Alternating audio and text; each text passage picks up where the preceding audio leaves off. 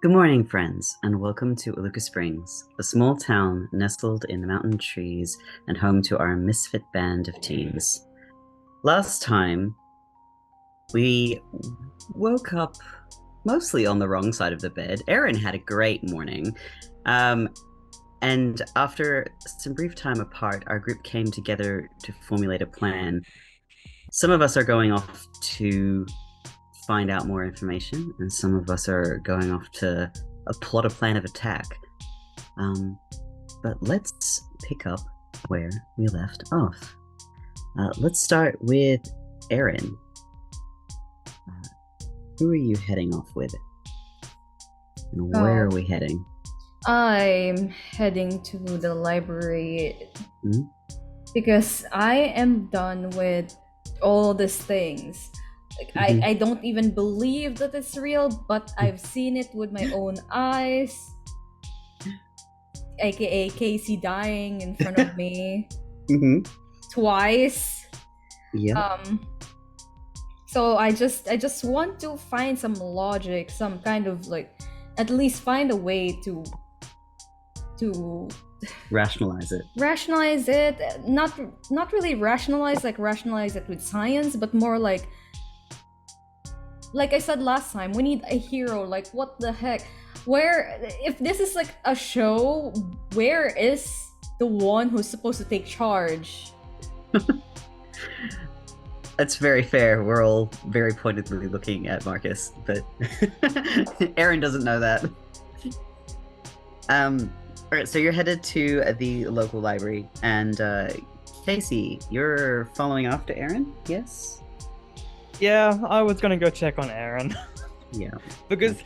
it was pretty obvious from the demeanor at the table that Mhm. Aaron's not doing swell, and Casey has an interest in Aaron being okay at this point in time, Yeah. considering multiple deaths and also Aaron's a cutie, apparently. Erin So, made sure that everybody knew that she yep, was cute.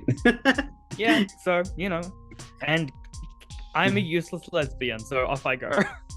Off we go. All right. Erin, heading off to the library. The local library is a little larger than the school. Like the school library is very small. Like it's only a couple of shelves, really. It's mostly full of school books, and whether those are textbooks or like the various reading materials for each year level. But the local library is a lot bigger and it's got a lot more varied content in it. Um, it's staffed entirely by volunteers. Um, and today there is nobody that you recognize behind the counter. Um, but you might have seen her around at school. She's youngish, um, uh, looking girl, and she looks very bored as she chews on her gum and flicks through a magazine. As you come in, she sort of looks up and then just looks back down again. Where are you headed? Which section are you going for? um I'm actually going to approach this youngish person. She's probably a similar age to you. Maybe a little bit younger. She might be like 15, 16. As you approach, she sort of looks up and she reaches up. You realize she's got like little earbuds in. She takes one of them out. She like pops her gums. Yes.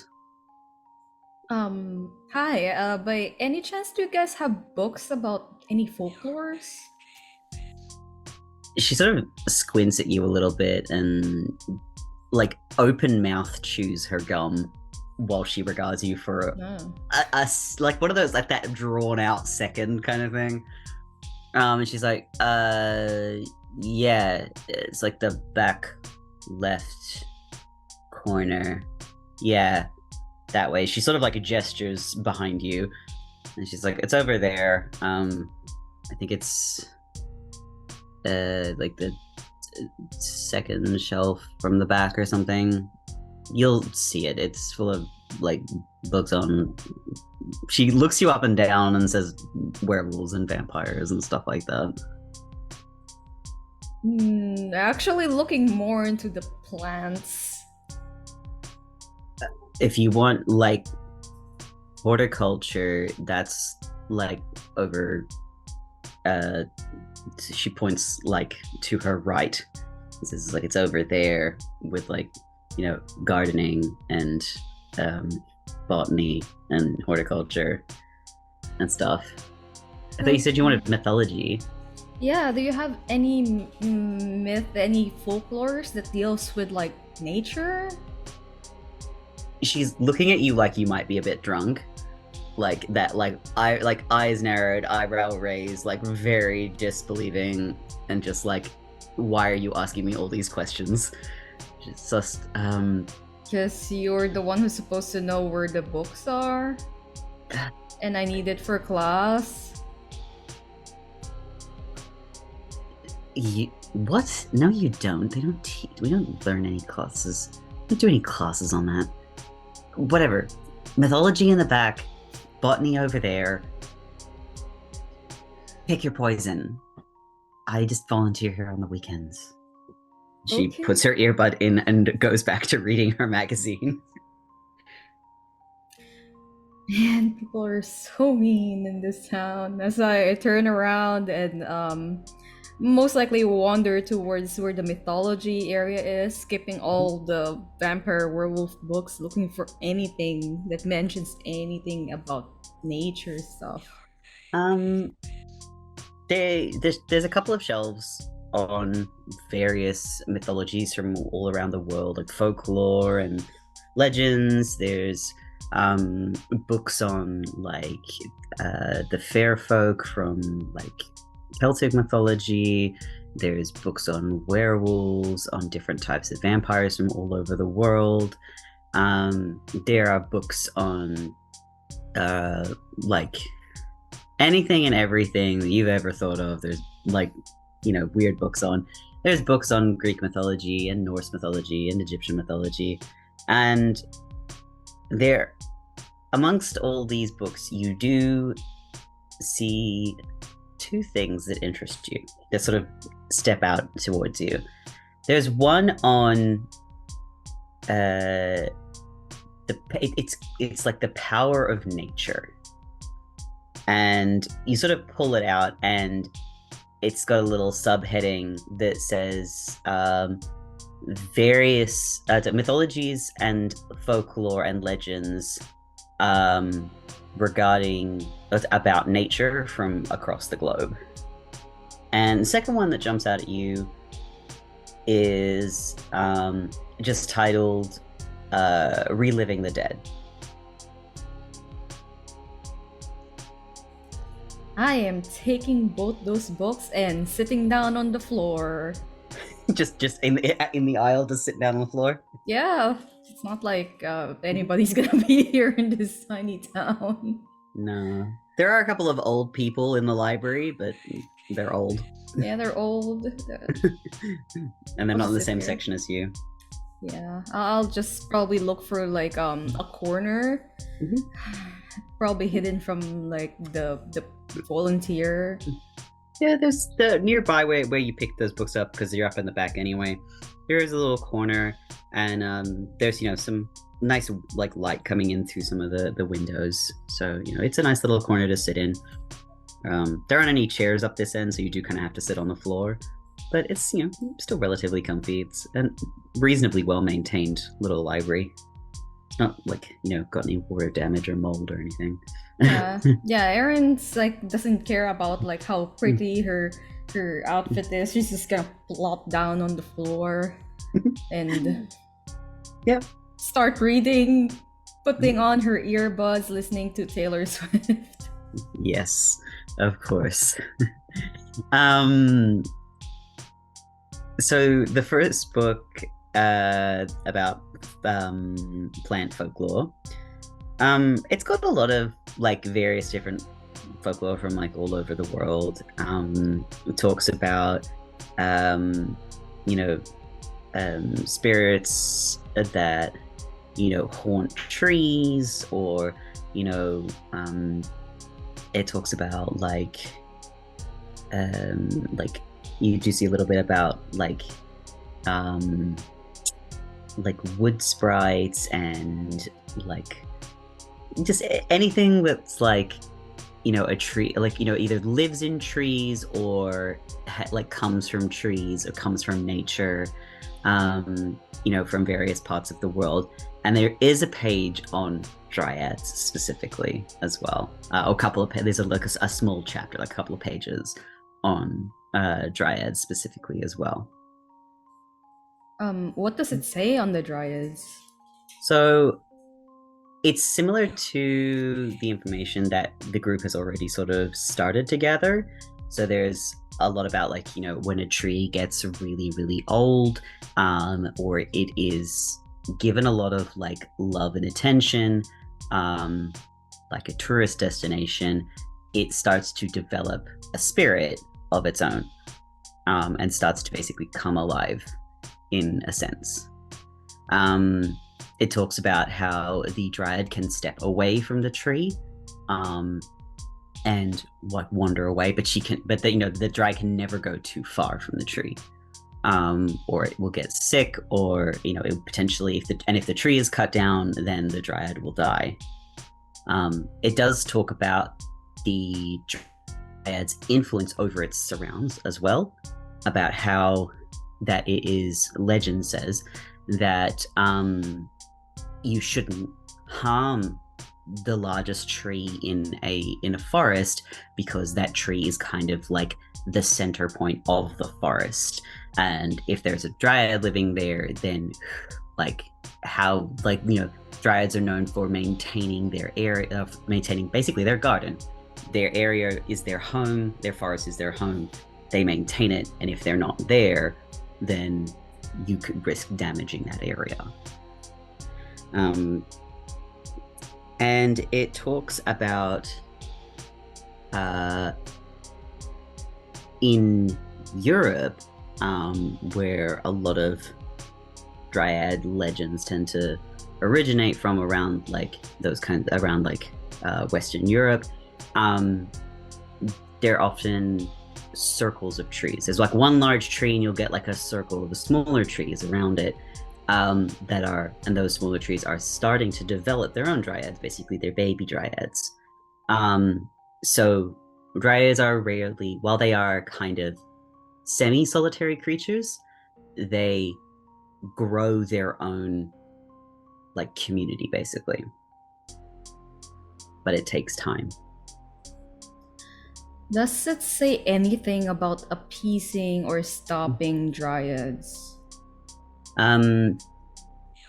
They are the general consensus seems to be that they can be quite vain, so they like attention, they like companionship, and that they like people who understand plants and nature in a similar way that they do.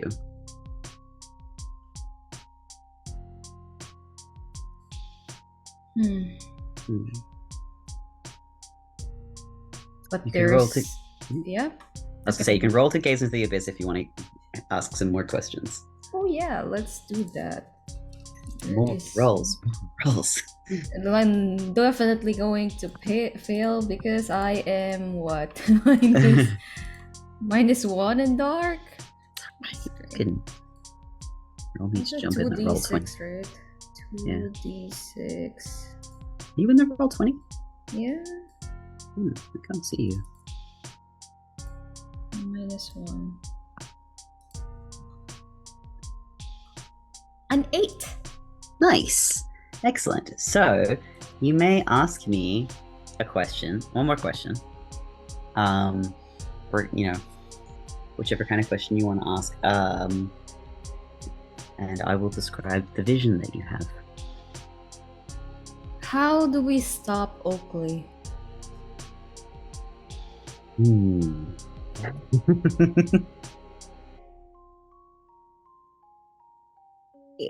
You sit with this question for a moment, staring at the there's an image on the page of a very old, beautiful tree, and as you stare at it, it seems to warp and change, and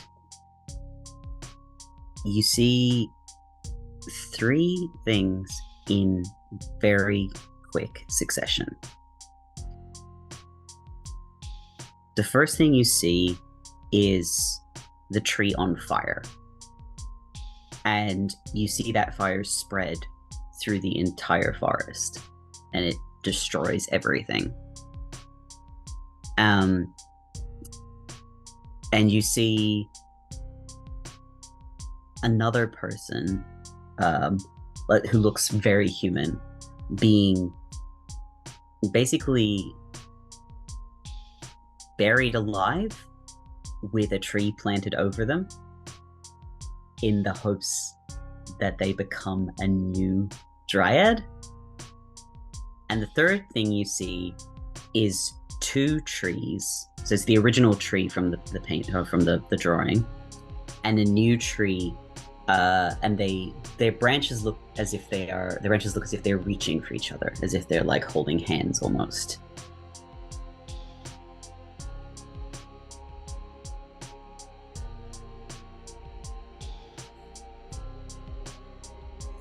Oh.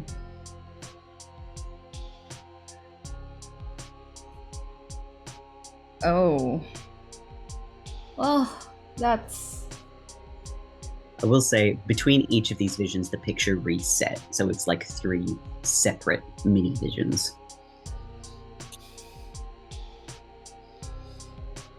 That is scary. First of all, because I don't get visions. No, you've not actually had a vision yet, despite gazing into the abyss multiple times. No, because I fail always. You're getting better. I didn't expect to actually win. Okay, sending a group text to the group chat saying burning down the tree is going to be destructive for the community, because it's going to destroy the town as well.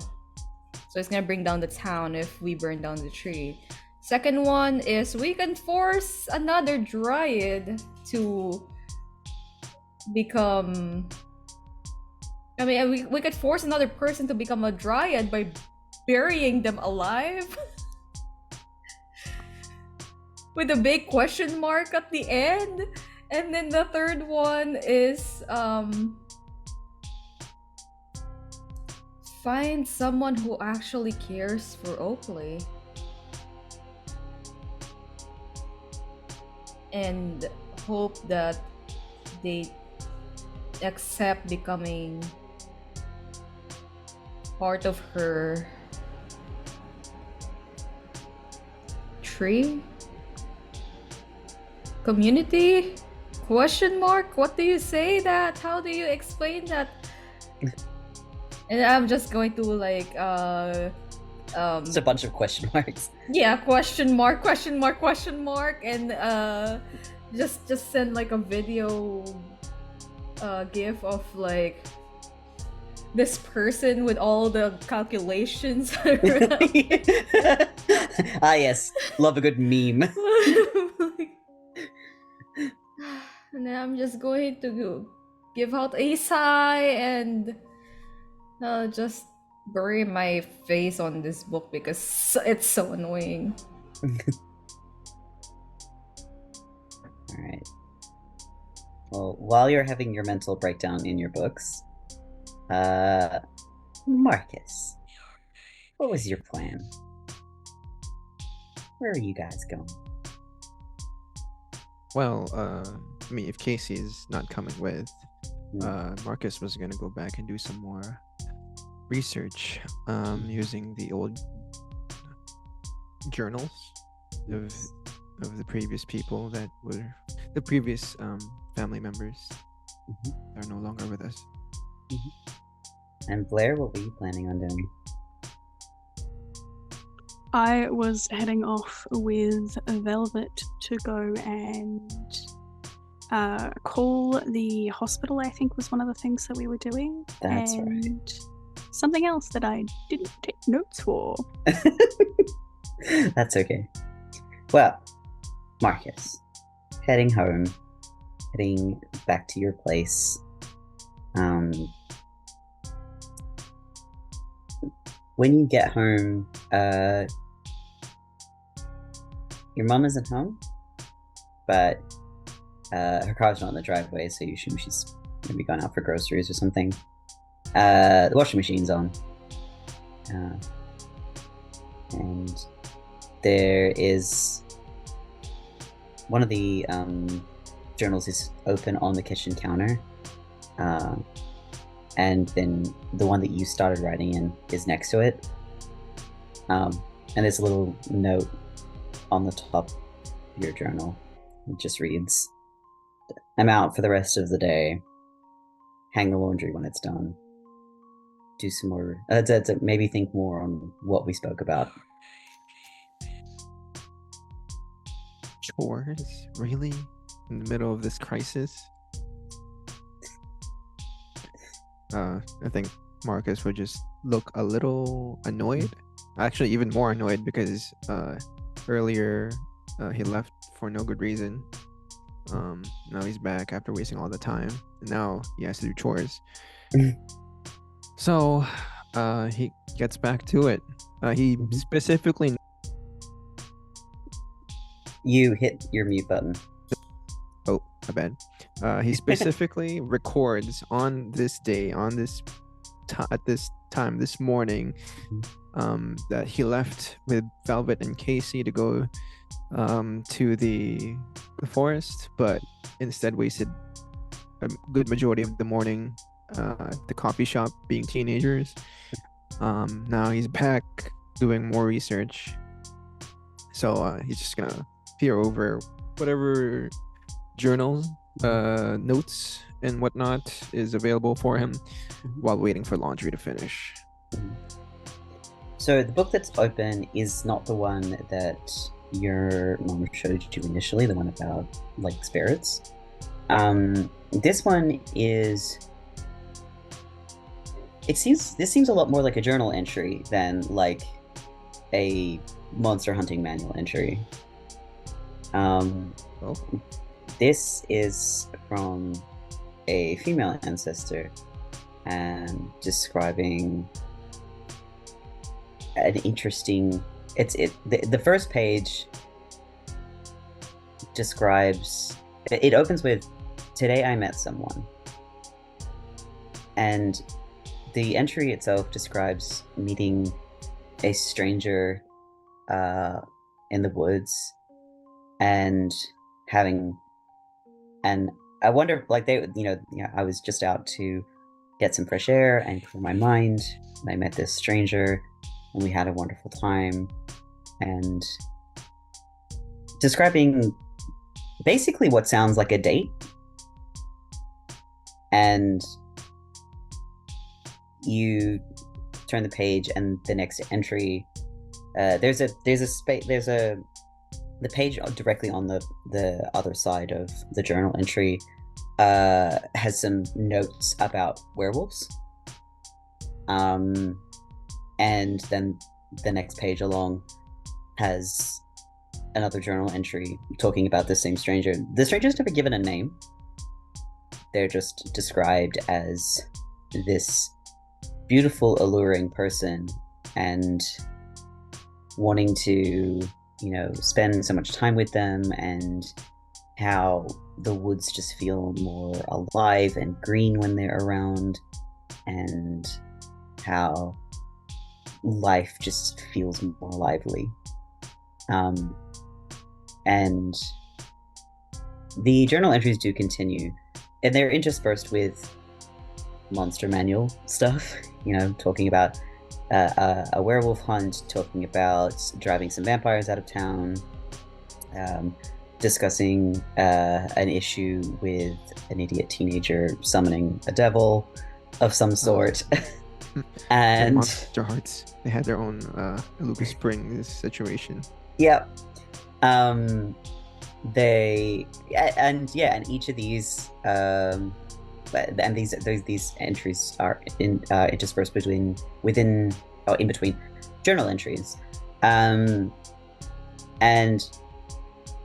the journal entries continue talking more and more about this stranger, about falling in love with them, basically, and how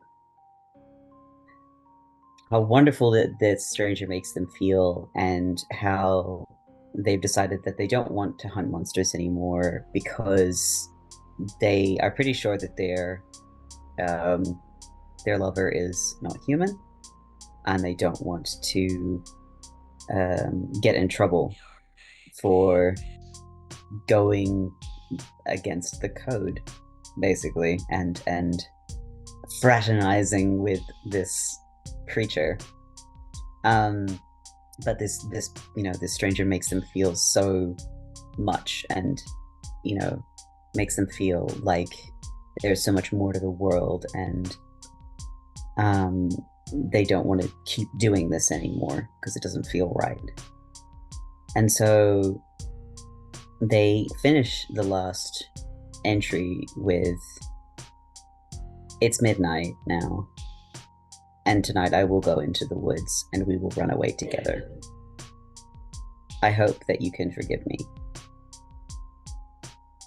And that journal entry is dated the 31st of July. I'm not going to give a year because contemplating years right now is out of my capabilities. And the next entry is dated the 20th of August and says, "My daughter still hasn't come home, and I fear this creature has taken her. But we have no chosen anymore. So we will do what we can to bring her home." And the next page has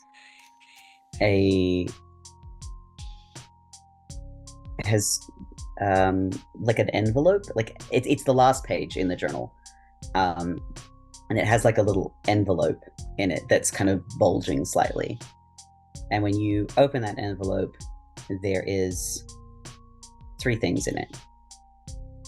There is a brooch, like an ornamental brooch, that it's just a beautiful gemstone with like brass filigree around it, and there is a small like a folded up piece of paper, like a letter, and there is a dried flower. And instantly you know that this is the same kind of flower that grows around Oakley's grove. It looks like a lily, and it is very dark brown in color, almost black, and it's been pressed and dried. And the letter that's inside the piece of paper is in the second person's handwriting, and it just says, "This is all that was left of my daughter."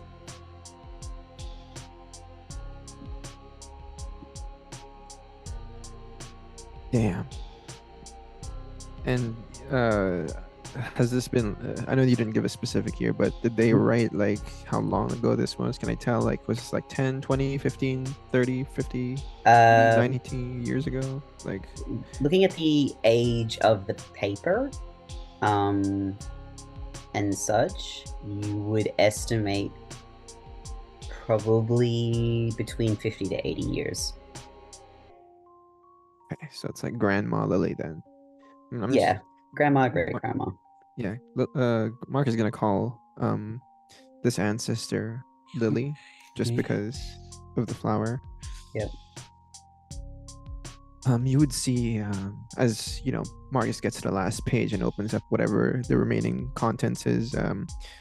You would see, like, at first he was concerned, and then he was getting a little annoyed even more. Then at the end, you'll just see his eyebrows kind of furrow, and he's gritting his teeth, and he just says to himself, "Oakley." And then he would get up and take a look at the washing machine to see if it's done. Washing machine pings. Or has pinged at some point during your, so it is done.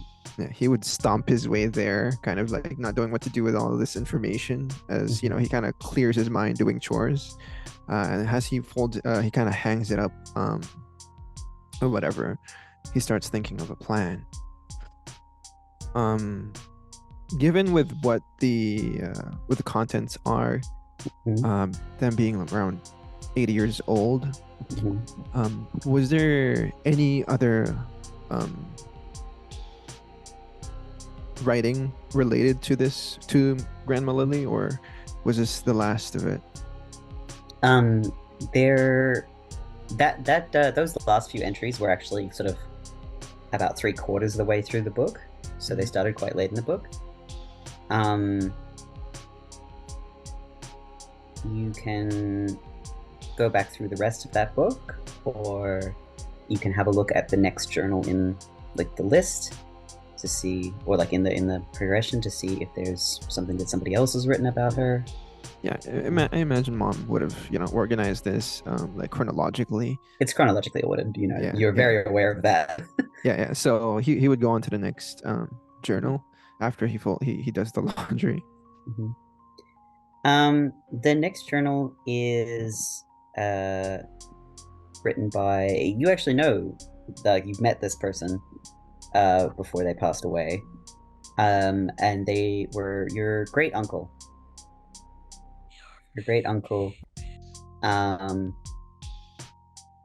His first entry at the very front of the page, just sort of like kind of starting himself off, says,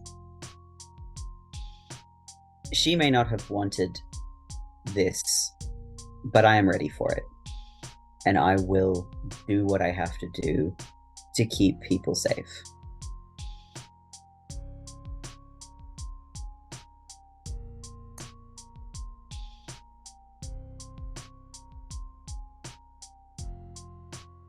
Okay. Can I tell who he is referring to? It's easy enough to infer from Grandma Lily's entries and this entry here that he is referring to her. So that's his mom, obviously, or aunt. Great uncle would be sister, I believe. Sister? Oh, okay. I can't remember how genealogy works. Yeah, me too. Something like that. I believe it's sister. Great aunt. Okay. Yeah, because if it was her child, that would be your uncle. Right. Great uncle. Right. Or sibling. Yeah. In any case, what is great uncle? Did he hunt down this creature? Did he find anything about the creature apart from the lilies? His entry does detail that they took the flower for his sister, and that according to his father, the Dryad had been sealed back within its tree. Dryad. Okay, so they specifically mentioned Dryad. It specifically calls it a Dryad. Okay. How did they seal it? Was there anything that that related to the sealing of this creature? Actually, while he's doing this, he of course, at the mention of the Dryad, he then kind of hyper focuses on that as he gazes into the abyss. Okay, cool. Give me a roll. All right, let's see. Oh, it's -1. Great. He got a 7. Excellent. A 7. Failure. Perfect. All right. What is your question directly?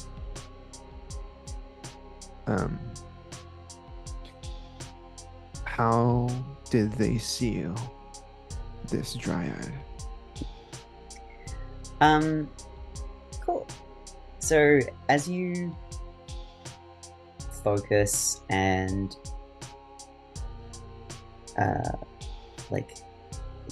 really settle into thinking about exactly how they would have done this, you run your thumb over the brooch, like Lily's brooch, and the more you think and run your thumb over it, you can feel yourself like almost having an out-of-body experience. You feel yourself kind of pull away from your own body, and you find yourself in a different time and in a different point of view, in a different place.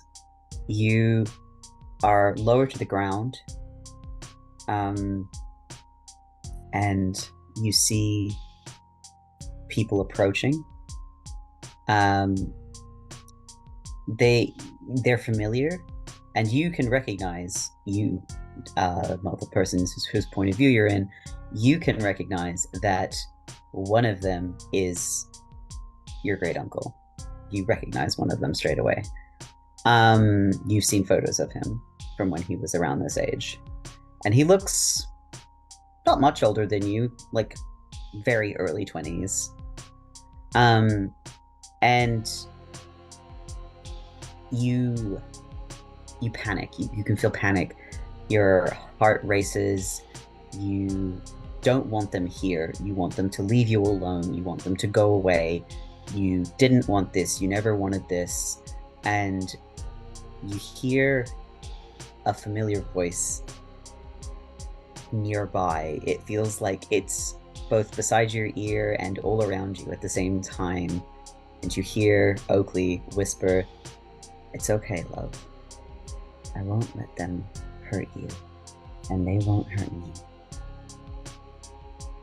And the older man, who you would assume is your great-grandfather, demands the Dryads step forward, and you see it looks like Oakley, but it doesn't. Like, they've changed their hair and they've changed their shape almost, but you know instinctively that this is Oakley. It's a different version of Oakley that has that suits the time period more. So the current Oakley suits our time period, whereas this Oakley suits this older time period. And there is a flash of an axe. There is the heat of fire. There is screaming, and Oakley withdraws back into the tree, and you hear them say, "Leave this place, leave us be. She didn't want what you had forced her into, and so I will keep her here, and I will keep her safe in a way you could never." and I will protect her. And we will stay here. And your great-grandfather says, and you will stay in that tree forever. And he pours a rusty-looking concoction over her roots. And then your vision goes black as your great uncle leans down with a pair of scissors, and you would assume right up into your face and snips the flower loose.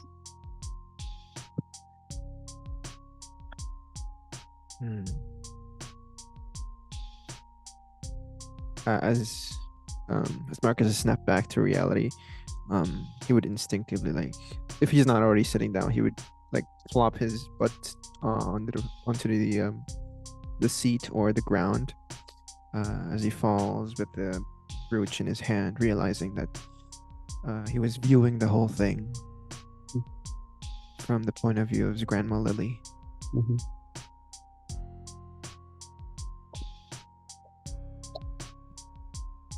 Now he has to figure out what that rusty concoction needs to be made. It Is there like a formula that's in the journal? Is there a There's recipe? nothing that you can see. Damn. And at least in your great uncle's journal. But you remember the smell of it, like after you, after you wake up, you didn't come back from your abyssal gaze. You can remember it smelt metallic almost, and it was like a ready kind of concoction. Metallic? Not like a fire, like fire engine. We're talking like an orangey kind of red. I'm almost brown. Okay. Mm-hmm. I think as this sits with Marcus, he'll just for the rest of like the afternoon or until someone interrupts him from doing whatever, he'll just sit with this information and read a bit more on his great uncle's journal. Okay. Casey. So, you're following Aaron to the library. Are you stopping to do anything on your way, or are you just barreling straight in there after her? Is there, by any possibility, some sort of bakery on the way? Or can I make a detour for one? There is a bakery. It's not on the way. You've got to go past the library and then kind of double back. But it's supposed to be quite a nice bakery. Absolutely worth the extra effort. It's not that much like further past. It's like a block. Fine. Casey's like, I walk everywhere. It's fine. I'm in decent shape. And like, I came back to life recently. The energy of life is roaring through my. I'm gonna go get cookies for Aaron. Like, all right. Apology cookies. You're gonna go get apology cookies for Aaron. Like, right. I'm sorry, I'm dyed cookies. Basically, yeah. And like, because I didn't quite hear or know what she likes, it's just like, you know, when you can go to a bakery and you can get a variety box that just has. I'm gonna get one of those because I don't know what she likes, but I'm trying. Cool. Because I died again. Yeah, there is a little variety box that you can pick up. You can get 6 cookies. Too easy.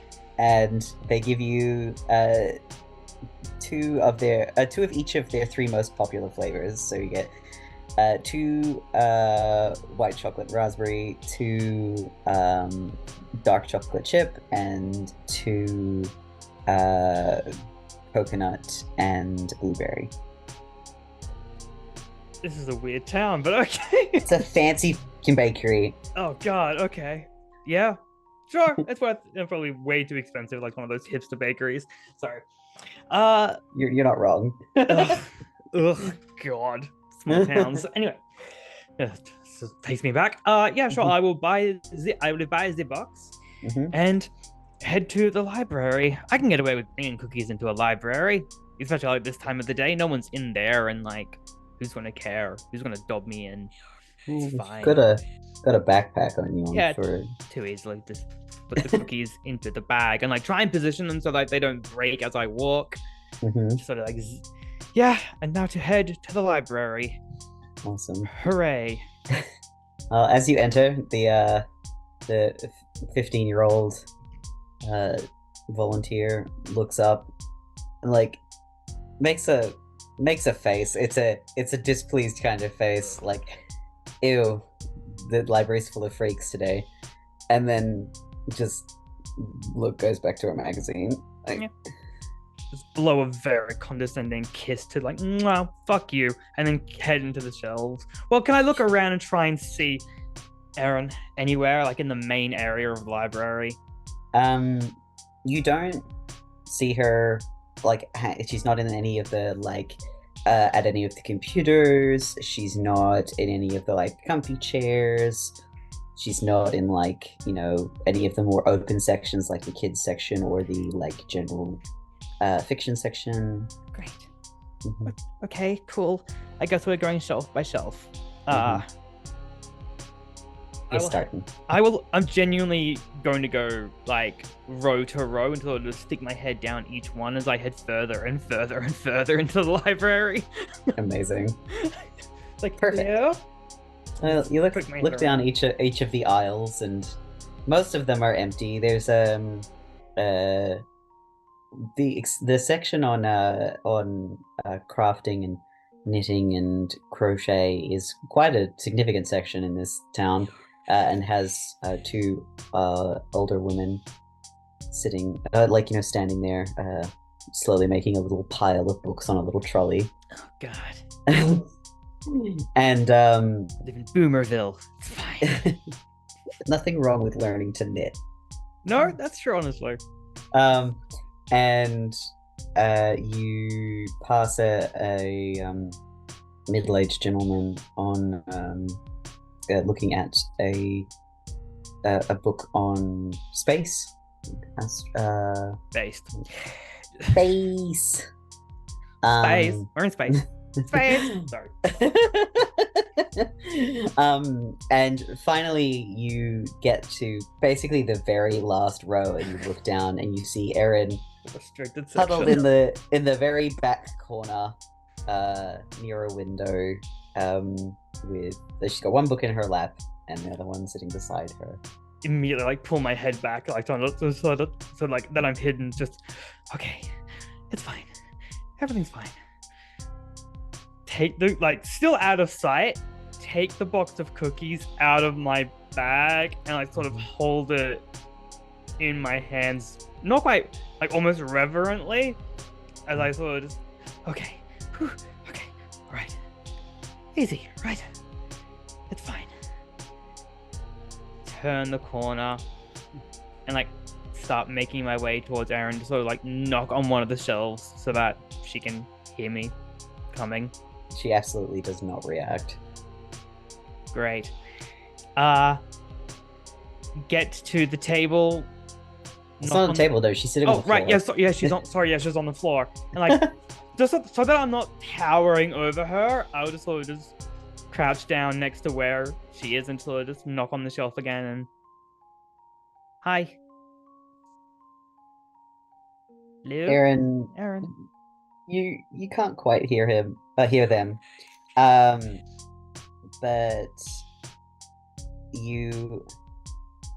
get that sense of somebody watching you. Everybody gets it, there's somebody nearby, there's somebody watching me. Oh my god, it's a creep, and Erin is going to take the book and like try to slam it like where. Can you roll to lash out physically? Oh my. I'm gonna make you roll with this shit. Roll with volatile. Roll with volatile. Yeah. Okay. Oh. It's a 6. Well, you missed. Yeah. That's all right. Hit myself just- on the shelf. It just like scrapes my nose ever Yeah. so slightly as it passes by. Yeah, it like it slams onto the wall beside Casey's head. That's just a warning shot. It's okay. Okay. Oh. Oh, I thought you were a perv. No. I mean, in the library? Yeah, you know, a lot of creeps hang around this area. I mean, in the okay. So you took up like you ran off. So I brought you a peace offering, I suppose, and I will offer the cookies. We can eat them in the library. No, like you can eat them in the library. Like nobody cares. It's totally fine. And just no, yeah. I bought you these, and just sort of just came to check on you. Oh, that's so sweet. But you're not gonna die after eating one of this, are you? No, not a many causes, never a cookie. That means there's always a first time. Well, I mean, no, I'm not allergic to anything that could be in them. I mean, they're kind of like bougie, so like, and I'm more of like a $5 box of chocolate chip biscuits kind of person. But I don't know, I don't know, you're kind of sophisticated and a bit more interesting than I am, so I thought you might like more interesting cookies. I'm really not. But thank you. Here. Well, if you're sure that you're not just gonna drop down and die again, you can have a cookie. Yeah, you can have first. Hey, so like, are we cool? Are we cool enough that I can like ask you something?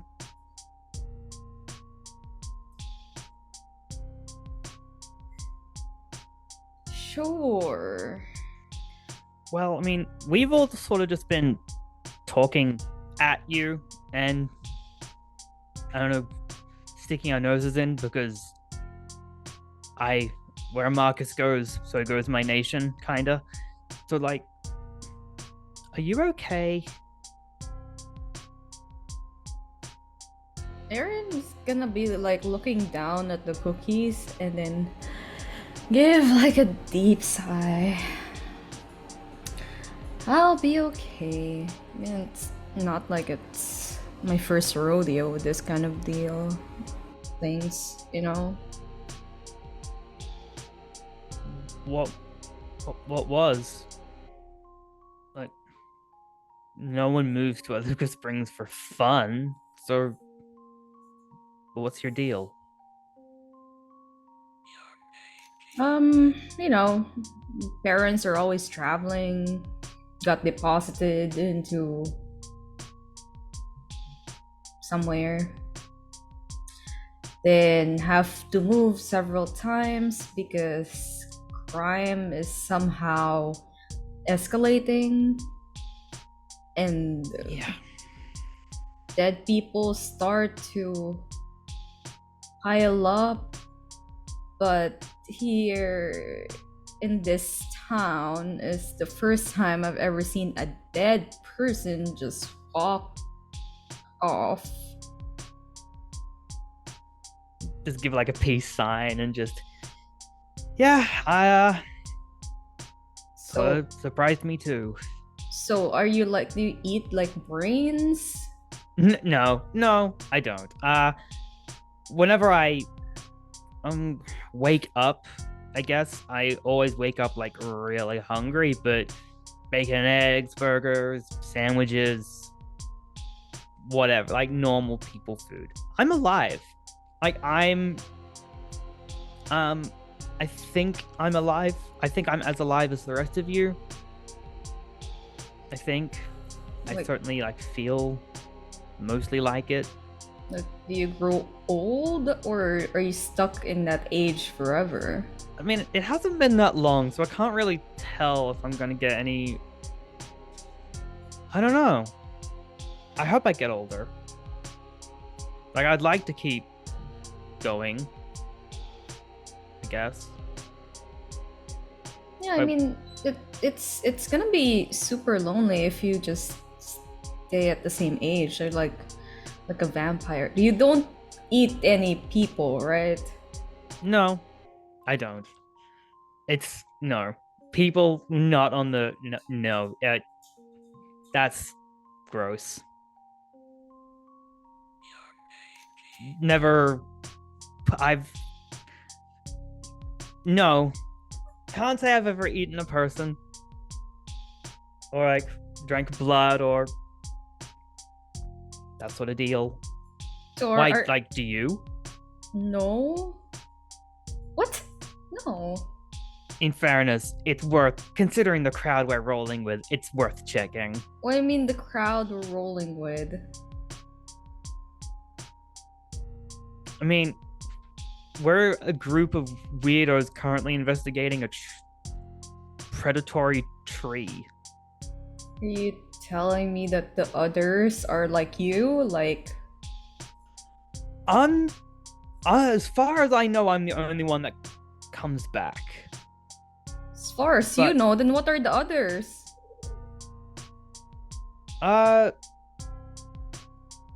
Well, Velvet's a bitch, and Blair's always been kind of odd, but Marcus and I and Miles.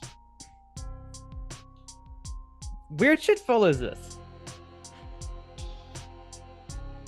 Casey, I am done with all the secrecy and all this pretending everything is normal shit, okay?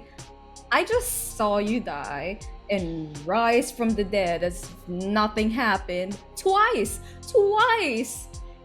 And a person who is a Dryad, a living tree spirit, is walking around, and you just made a comment that everyone else in our crew is not exactly normal. Am I the only normal person in this group?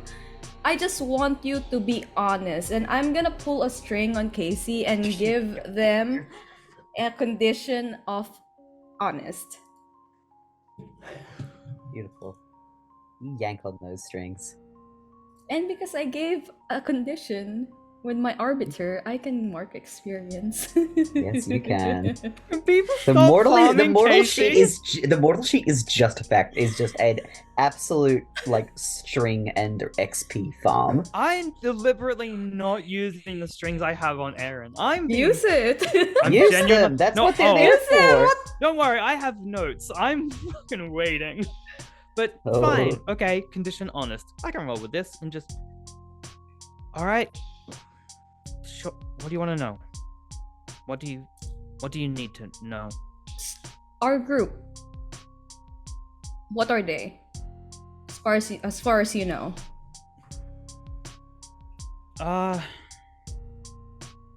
Velvet and I have never really had anything to do with each other.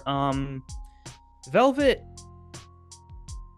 has actually like Velvet's kind of a bitch to everybody. That's sort of her deal, but she actually like I'm not gonna call her a bully. She's just sort of.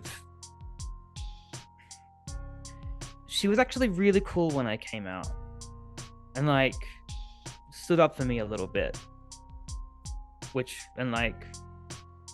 Sure, she was always a bit prickish, but she like corrected people when they misgendered and never pulled that sort of card with any comment ever. So she was really cool and like kept her little cult group of friends. I don't know. She never crossed that line. So like even though Velvet's got her minions, I think is a great word for it. Because I think you and I can agree that the way that they do whatever she asks is weird, right? I don't know what the deal is there, but Velvet's mean, but I don't really want to buy it. Blair is a total klepto. I've caught her stealing the most random shit in the past from people. She's always been a bit odd, like sitting in the back of the class with me because no one else really just wanted much to do with us, kind of odd. Before Marcus and I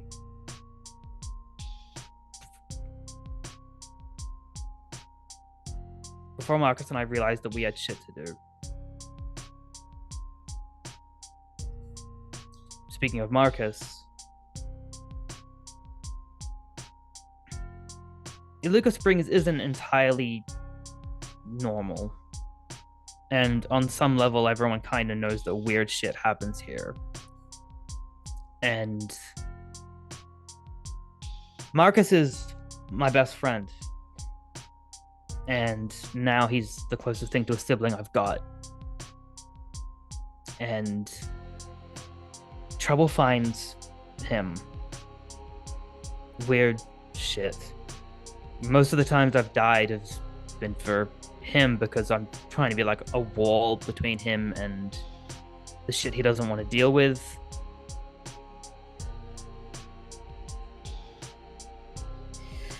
Okay. And I'm don't want to like throw accusations, but I'm pretty sure he's like the magnet for all of this.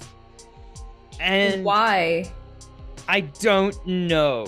I don't know Marcus's family's deal. I haven't really asked. It's sort of like this.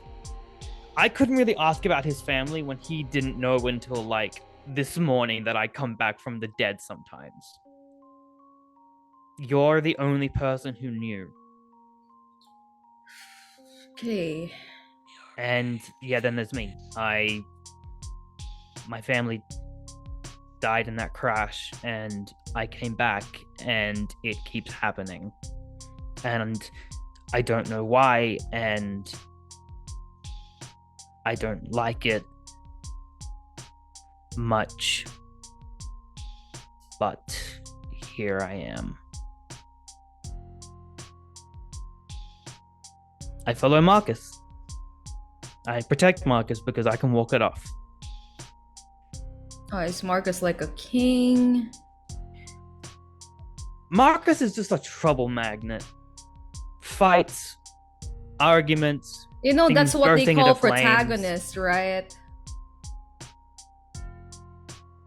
I think Marcus could be called the most reluctant protagonist of his own story. And I'm here as the plucky son. I'm the Robin to his sleepy Bruce Wayne.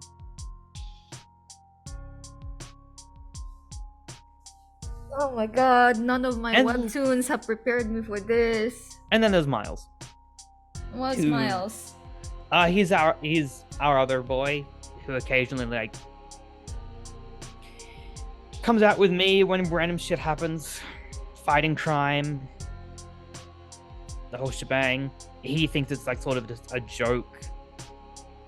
Marcus, whenever I'm around Marcus, we bump into like bad things happening and I deal with that shit. I've been stabbed and shot and hit by a car and pushed off the building and set on fire that one time. And I'm pretty sure like a zombie ate me that one time, but that was a whole thing. And it's all for him. Because we fight crime. And by we, I mean me. So you're the hero. No, I'm accidental. Marcus is gonna be, I think, one day. And I just gotta stand between him and everything else until then. And then there's you. You saw me die. And I looked you right in the eyes as I died. And you had to watch that. And then I came back. And I expected you to call me out on it. I expected a confrontation. I expected maybe, like, I don't know, screaming, "Arg, they're a zombie, kill them with fire, remove the brain." But you took it shockingly well and shockingly quietly, and now we're here.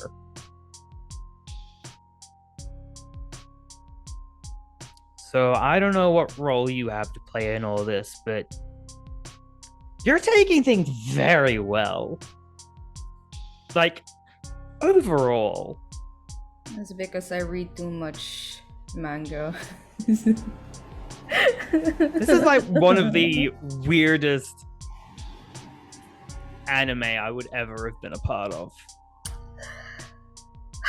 No, because in my, as well in my every town city I've moved to, some crazy shit also happened. Like my last town, we had like a serial killer just starting killing off everyone, and I had to get out of there before I also die.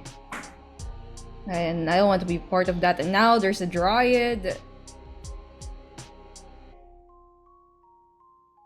The hell is a Walking around. Dryad? Oakley. We'll get back to that, hopefully. I mean, I'm so out of the loop. So, y'all apparently did things and read things and talked about things while I was dead, and I'm kind of behind the times on that front. Okay, well I can get you back to it to okay, I can catch you up to what's happening.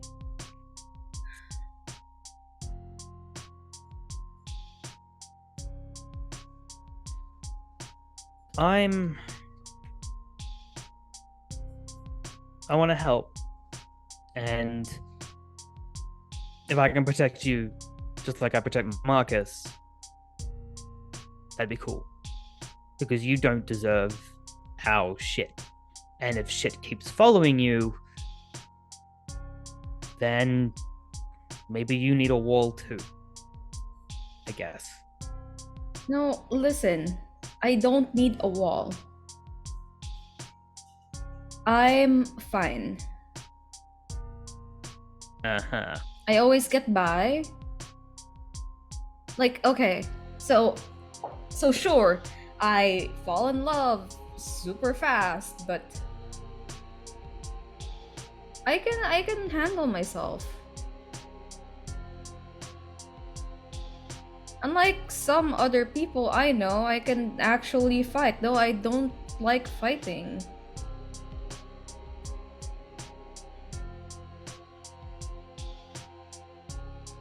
So, you gonna fight with us? Against, I don't know, evil bushes? Yeah, I guess, yeah. I'm part of this whole thing now. Like, I don't know. I saw a vision. 3 of them. As I was reading like this I opened the book again to the section where the Dryad is and say, okay, so if we burn down the tree or harm the tree in any way, this whole town is going down with it. Remember, that tree is the only reason why tourists is even going into this town.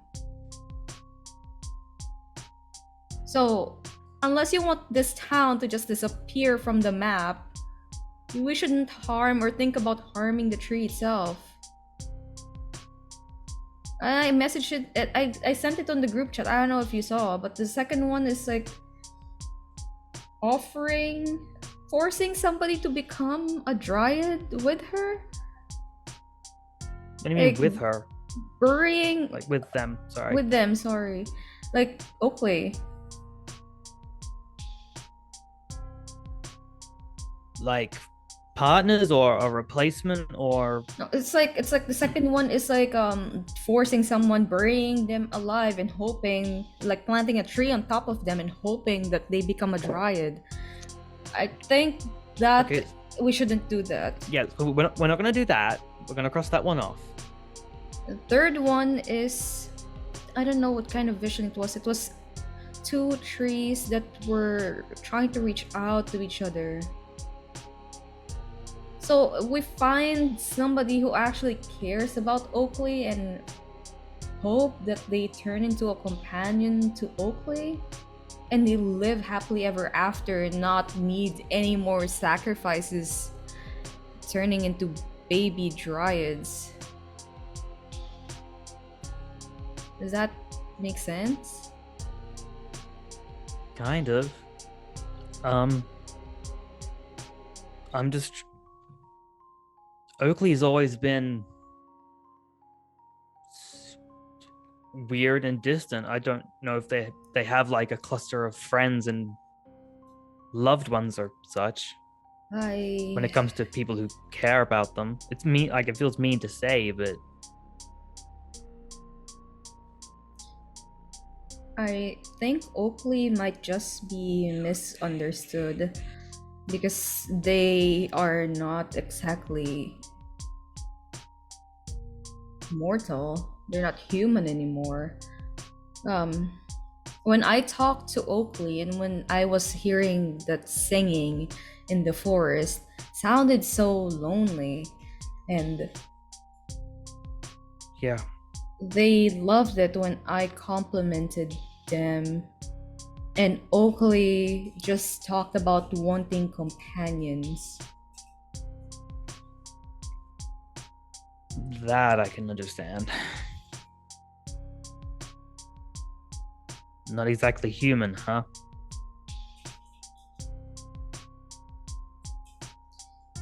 Casey just sort of just sits back and like the head falls back against the shelves and definitely like an expression of just utter, not quite resignation, but sort of like a morbid acceptance. Just yeah, that's not quite human. Aaron, the moment Casey opens their mouth, is just gonna grab one of the cookies and shove it into their mouth. Oh, Yeah, none of that morbid kind of like acceptance thing. You're not alone. You have Marcus and what's his name? Miles? Yeah, Miles. Yeah. Pulls the You're cookie out. you're not alone, not like Oakley who has like not no one. Except I guess wait, hold on. It's gonna sound so bad. When I was I overheard Oakley and Moss having a little moment last time. He's the gardener dude, right? Yeah. Yeah.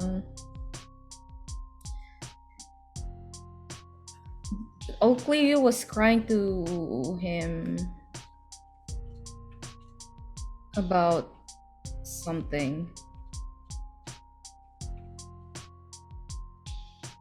And he was comforting them. What were like crying? Yeah. What could have happened? One of Oakley's Oh, little plant thing died. it sure did. That okay. Shit. So that one's on me. I'm willing to bet that I'm now on Oakley's shit list. Because I took it from Miles, and then I died, and it died. So that's my fault. Kind of. No, not really. It's more like Oakley's fault for giving them away in the first place. Yeah, that one's a bit... There wouldn't be a situation if this whole thing wasn't started by a lonely Dryad. If only there is a book in this damn library that tells us how to actually stop this whole thing from happening. I'm not sure that that kind of stuff might be in the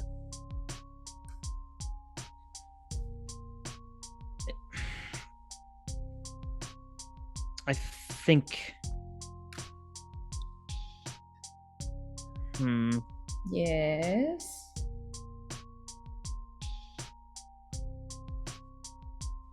I'm not sure we'll be able to find something like that here. Where the hell can we find messed up books?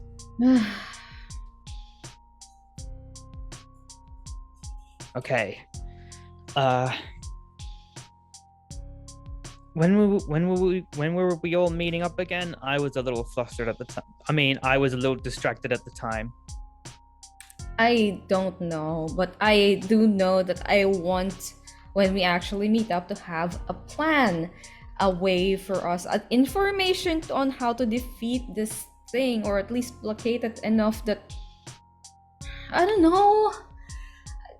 You said that you're the hero, accidental hero. Don't you know anything? Any information? Haven't you fought any Dryad before? Dryads? No. We need to... Okay, first of all, we need to take away Velvet's chainsaw. Like... Chainsaw. Immediate. Velvet has a chainsaw. We're taking away the chainsaw.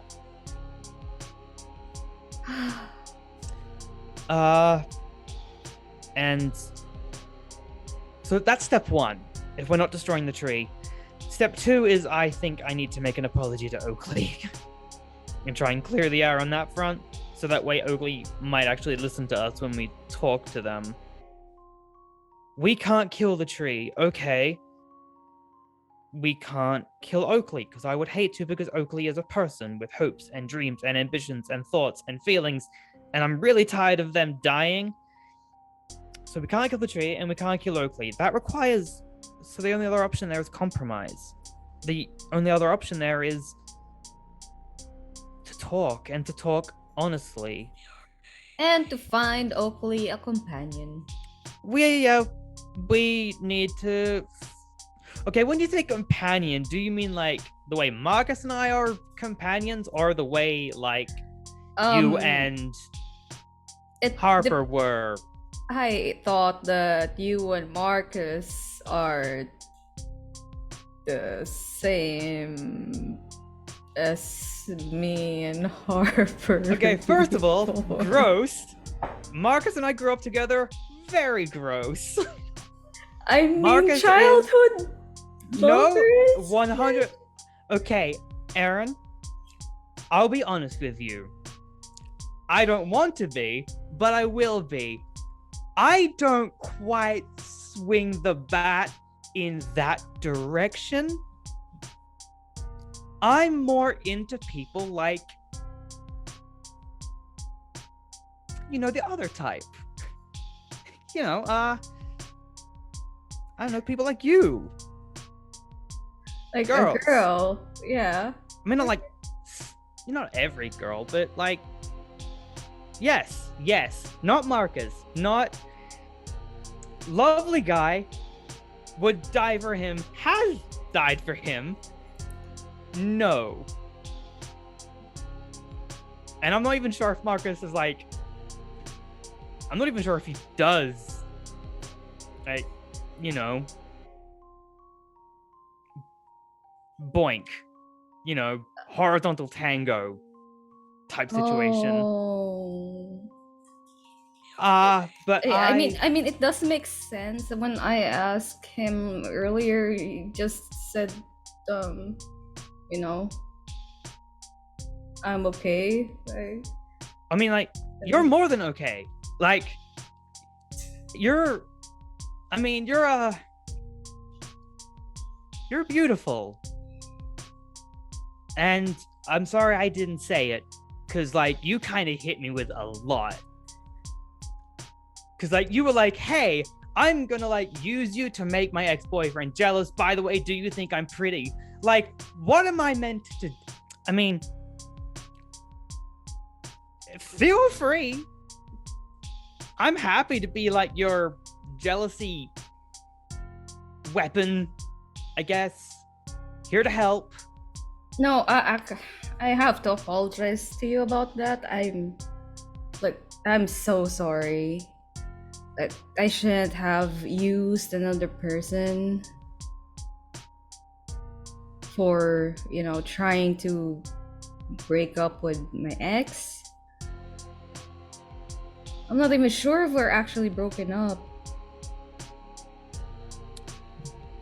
Well, I doubt there's a chance. I doubt. I don't think there's any more chance there. I mean, what's her name? The lady in the cafe just dumped coffee on my behalf on him after he Oh. said some words. yeah. Yeah. That would be Z. But Z is. We fuck with Z. Z is good. Z is Miles's quote unquote girl. Yeah, see, this is why I thought you and Marcus are like. Marcus, great guy. Marcus, Miles, and I, super tight. If I ever saw Marcus naked, I would probably gouge out my own eyes. And like, Marcus is my brother. Marcus is my lost sibling. Because the other one fucking died.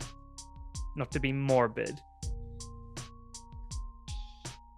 I like girls. I like feminine people. I like people like you. I've said that a few times now, haven't I? Like a girl?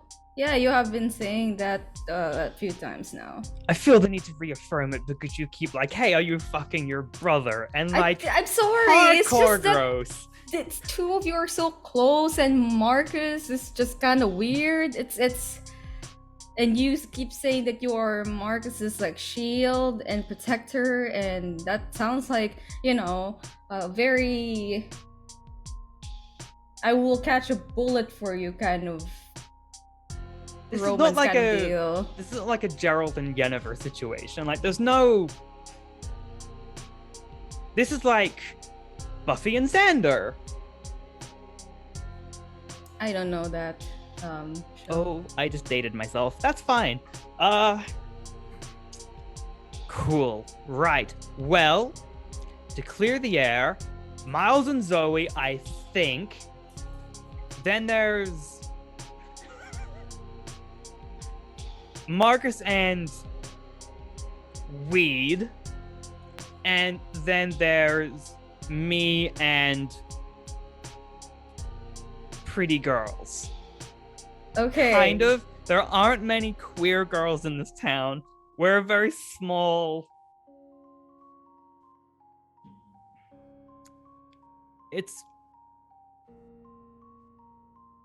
But yeah. What about you? I mean, wait. Forget that. A UN. What do you mean? Like, you and Harper isn't exactly a sexuality orientation all on its own. Fuck, it's a high hell. I'm asking if you're queer. I'm asking, like, where you are. I'm trying to, like, scan the radius of this town, okay? Because, like, I kind of know everyone else's deal, but you're new and you didn't forget about me dying, and you're pretty, and I want to die again as of this moment. So, like, help me. I don't understand why you want to die, because you want to know if I'm queer. Yes, I am. Okay. I'm bi. Like, it's kind of weird, I guess, to say it out loud, because I haven't even come out to my own parents, but yeah, anyway. The biggest anyway ... on the planet. Cool. Awesome. Good to know. Radical. Hey, saving the world, kind of. Yes, saving that's the town. why. This is much like just completely forgetting and putting my own sexuality aside, because I haven't actually come out to my parents. How do we kill or stop a Dryad? I know that we can't kill them. That's for sure because this town's gonna burn down with it. So how do we placate it? Like, do you know anywhere else where we can get information about We've got- supernatural creatures? If Oakley is kind of tight with Moss, then we should talk to Moss and like actually get some answers out of the dude. If like he and Oakley are maybe not tight, but you don't come to someone crying to them unless you like have a degree of trust, right? Oh, Oakley had mentioned Moss and something about he's not enough to be companions, maybe, or Oh. something along those lines. But maybe we can talk to Moss. Okay. You And talk to then- Moss, right? Then maybe we can just bury him and force him to become a Dryad or something. Okay, let's just take a step back from the burying the shopkeeper alive. I didn't mean to say that out loud. Well, I'm the only person around. And You it's know, a very even though- quiet library. So, okay, before we like go on, Casey is still like completely bright red, by the way, and has not made eye contact. like, are you called a zombie? No, I'm just me. Not a zombie. I don't know why I came back. I don't know how I come back. I don't exactly like claw my way out of the grave. I just wake up and I'm still me. I'm perpetual, I guess. Until So one you're- day I'm just not gonna be. I'll come back until I don't. Kind of cool gift though. Resurrection. It's come in handy. It means that the people in my life aren't gonna lose me. Well, they will, but then they're gonna come back. So Yeah, they get like a couple of hours to talk trash behind my back without me ever knowing, and then I just come back and like, hey, how are you? yeah, but there's also the think of it this way. There's also the fact that they don't know if you will actually come back because they don't know, and you also don't know when this whole thing would stop. So at some point, you'd be like, okay, I'll just take the bullet, die, and you never come back.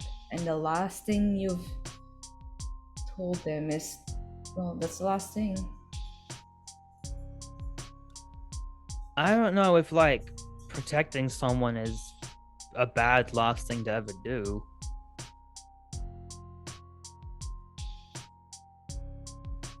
I mean, not to be morbid, but it's kind of preferable to the way that I went the first time.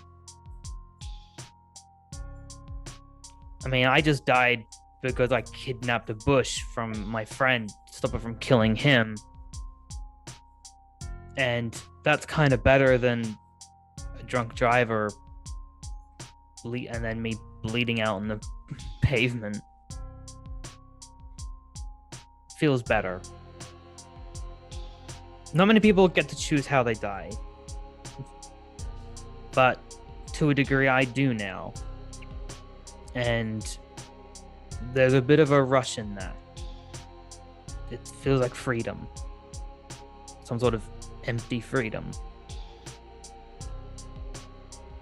I will fight and work to help you guys and to keep helping Marcus and to keep helping this town, knowing it could be what finally stops me from ever waking up, and I'm cool with that. Dude, you're like too young to think about death that way. You should think about living a long life side by side with the people you care and love until you die of old age. Because that's what I am going for. At least for my death, that I would like to die a peaceful death and not be mauled by some plant creature. Dying at like 103, surrounded by loved ones, having done 1,000 things in my life sounds preferable. That sounds like the better deal. We'll say. I reckon you'll get that. You're tough. And this town is weird, but you're tougher than this place is weird. That doesn't make sense at all. Doesn't it? I don't know. I don't know, like on the weird tough scale, you're tougher than you are weird. I'll take that as a compliment. I'm not good at flirting. You're flirting? No? Maybe? Yes? I'm confused. Are you or are you not? Like, Casey is just absolute shutdown, but still has the condition honest. Is like, and the condition crush. What has you done to me? Just, yes.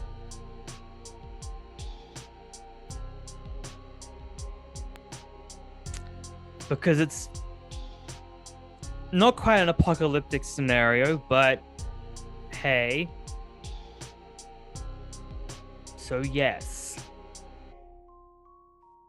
I'm not good at this.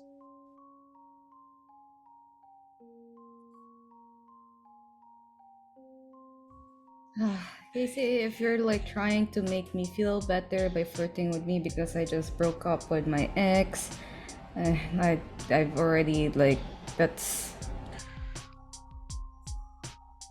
Recovering from a breakup is more of like a getting really drunk and high situation. That's not why I'm. No. I don't know. I don't know. It's just. You said that you used me as an excuse, and that made me feel a type of way. And then you asked if I thought you were pretty, and that was a weird one. Are you okay? Where did that come from?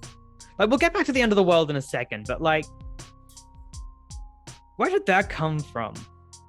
The sort of shotgun blasting the table, do you think I'm pretty?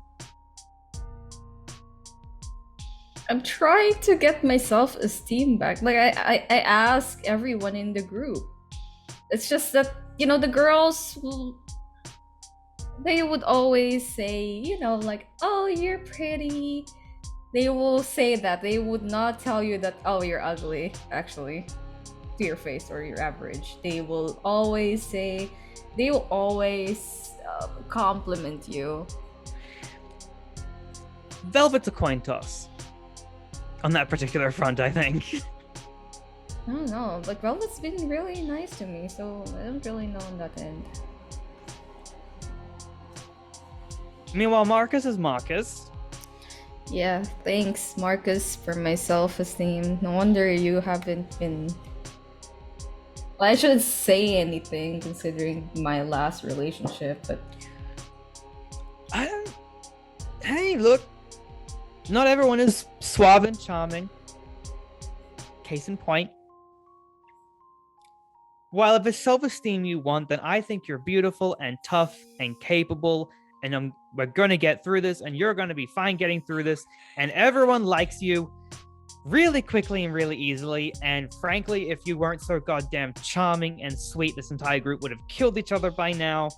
I've never had like a cordial conversation with Velvet in my life, and then suddenly you're around and suddenly everyone likes each other, and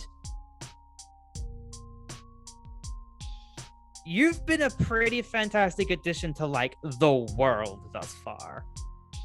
I'm trying really hard to rack my brain to think of one single negative thing that has occurred from your existence since you appeared in mine. You're great. And Casey will finish their speech by eating a cookie. Casey, like, turning towards Casey. Casey, like, you like me?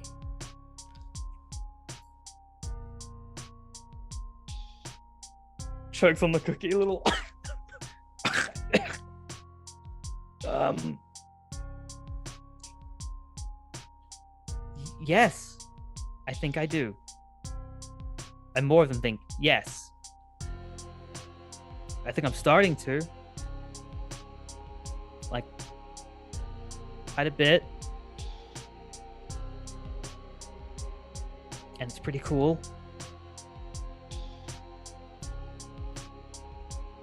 I don't know, I haven't had a crush on a girl in like since before I came out, actually. So I'm just sort of winging it. Yes, I think you're utterly cool.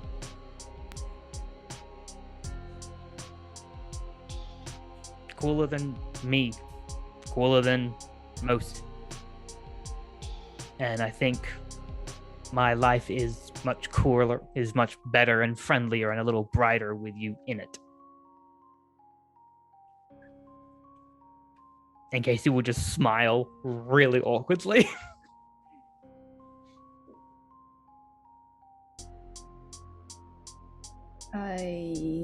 It's cool. Like, I get it. Like, ex-boyfriend and like the whole thing, and it's fine. We should probably.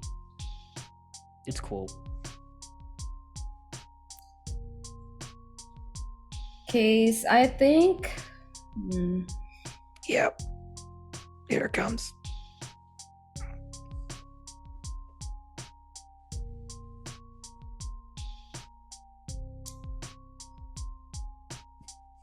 It's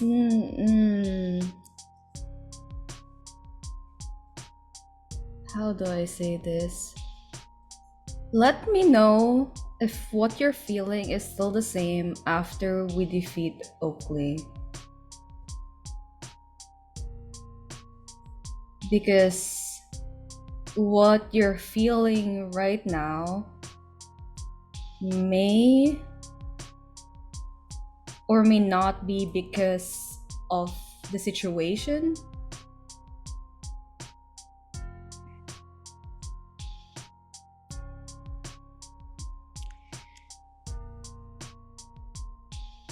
Like, you're thinking it could be in a we might all be about to die, might as well type thing. Is that what you're thinking? No, it's more like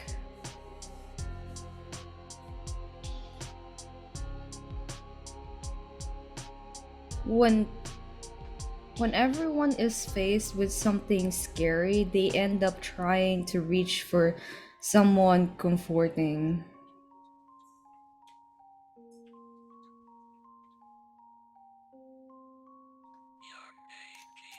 I'm not feeling particularly comforted. Mostly just scared. Wait, what are you scared of?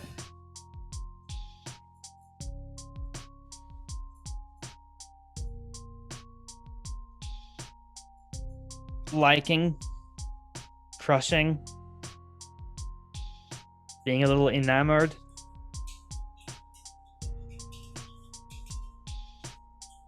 Really, you're more scared of that than facing someone scary like Oakley? I think Oakley can be reasoned with.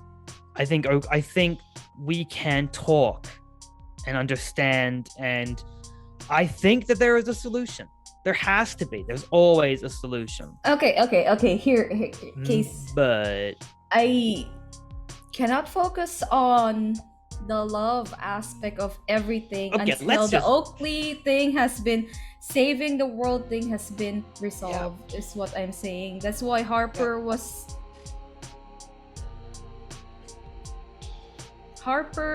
a distraction, and I need someone to be someone who can support,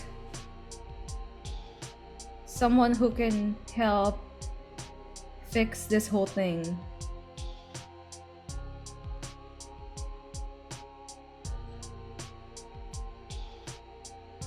So after Mhm. Oakley's been dealt with, then let me know if your feelings are the same, and we can go from there.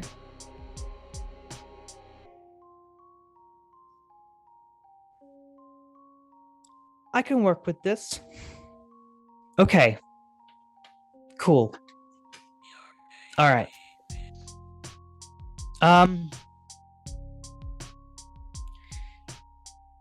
Can you do me a favor? So, overall. And I'm going to use a string, actually, and offer Aaron an opportunity for a potential chance at free XP. Because that's what Aaron uses Casey for. That's what Aaron uses everybody for. And just can all of this stay between us? Can what we tell the others be that you and I just talked about Oakley and nothing to do with the town and what I've let Marcus and I keep our secrets? Yeah, of course. I mean, it's not my secret in the first place to share. Thanks. I am scared of dying, you know. Still. Okay, cool. So, saving the world. Yeah, do you know where we can start with finding help? We talk to Moss first. Okay, let's talk to Moss first. Let me rephrase. You talk to Moss first. I'm talking to Moss first, I guess. What are you doing in the meantime? I mean, I'll be there, but I also kind of want to look at some of the other plans that I want to try and see if they have any of the cuttings left at all. Oh, And okay. wasn't he going to get you that list of the other people? Yeah, he already gave me that. But he did promise that if other people comes to get some more cuttings, Yeah, that's sorry, that's what I yeah, meant. I'll go back then. Let's Okay. go back. We talked to Moss. Yeah. Cool, great plan. Cool. Shoves another cookie into mouth as standing up, as in he's used to stop talking. Yeah, Aaron is, if you can see, is actually like hiding like one like really basic chocolate cookie away from Casey's Hoover mouth. Just eating everything. Amazing. All right, so you two pack up and go head back into town to go talk to Moss at Steady Blooms. Now, Velvet and Blair, you're off to make a phone call to the hospital. Is that correct? I think Indeed, so, we are. yes. And then we were Indeed we doing are. something else, but I couldn't remember what that was. Velvet, did you take notes? Well, I did, but for some reason they're no longer part of the stapled club, which I've been taking notes, so I have no idea where they have gone. Yes, we were going to call, and I think maybe we were going to go. We were debating whether we were going to go see them or call the hospital, and I think call the hospital won because it was easier. And then we were going to do something else, though. I do remember that. We were going to... Why don't we get the Seas mission? You guys were going to go talk to Moss. I think we were. Everybody's going to talk to Moss. Corner the bastard. There's no escape. Get in the ground. Corner him in the store and just be like, tell us what you know, motherfucker. So, plants, am I right? Wouldn't it be cool to You like be a plant? trees, Moss? Have you ever wanted to be a tree? When you look at a tree, what do you feel inside? Okay. Anyway. What was the librarian's name again? Because I've written it down 3 times, and 3 times Edith. it has disappeared. Edith. Let me give you her full I think name. it was Edith. Edith Turner. So, I'm going to put exclamation marks and asterisks around this, so I can't not see it. There we go. And in reply to Erin's text, I will say, oh, what was the full text? It was like one. I know what the second thing was. I think it was describing all three of the Yeah, situations. it described the 3 visions that she had. 1, told you so. 2, dibs, not it. 3, we could probably make a Tinder account.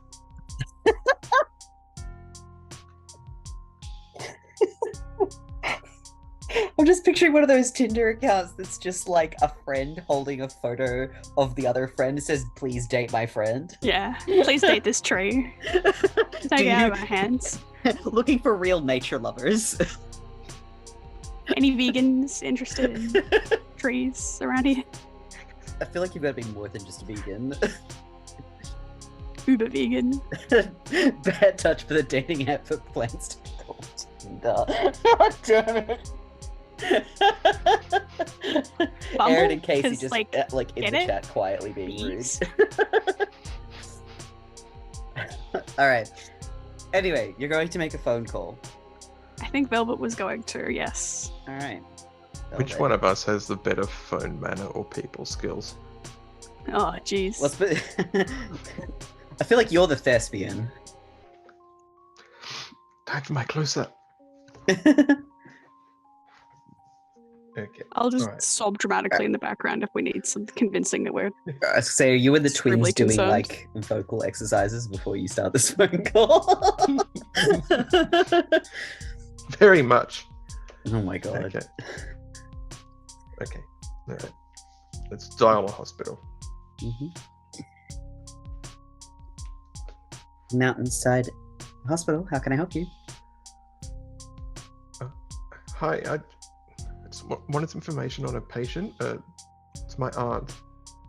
Your aunt? She was admitted yesterday. Yeah, can I get a name? It's Edith Turner. Turner, and your name is? Daphne. Okay. Blair's Yeah. gesturing in the background to like, say Turner, say Turner. Turner. Daphne Turner. Right, okay. Let me have a look for you. Just thumbs up. Admitted yesterday, you said? I think so. She's mouthing afternoon for those. I realised we're not having cameras recorded, so Blair's just starting to like mouth like afternoon. In the afternoon. Okay. She was a teacher at like the school, like the librarian. Okay. Oh.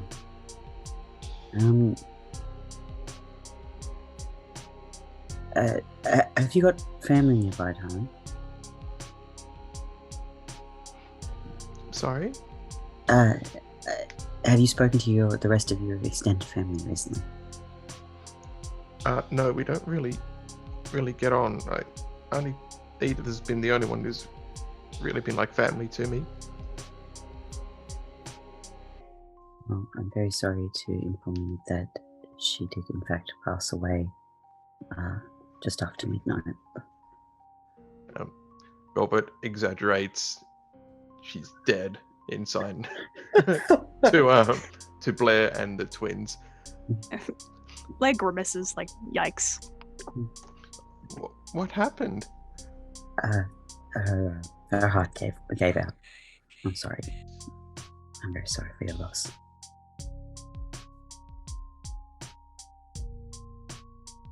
No, we'll just hang up. We got the information. Oh wait, before Robert hangs up, Mm-hmm. can we see her? Say goodbye. You have to speak to the rest of your extended family in regards to that. I believe her next of kin was her sister, I think is the only name. Okay. Thank you. Velvet will hang up. Okay. Well, she kicked. Yeah, That's- sounds like it. The twins just sort of like are like silently staring in like abject horror. Did you Wait. Did you kill the teacher? Why are you shocked about this? I thought you guys have killed people before. Not a teacher, and not for without not God without forbid. reason. This was I an didn't- accident. Like it, I knocked a plant over. Like, in what stretch of the imagination would anyone think that that would just lead to someone dying? Oh my god, do I have superpowers? Can I kill by just like what happened? And You did sort of Velvet kill will Casey, so hold out a finger and approach Blair's head, trying to Blair just won't move. She'll just cop it. the finger of death. Oh, no. Just gets Gets poked in the face. Can't kill that which is already dead inside. if only it worked. Damn. I guess we should let the others know. Yeah. Well, this could be bad for anyone else who was also Yeah. deciduously attached. Oh, were we going to go see?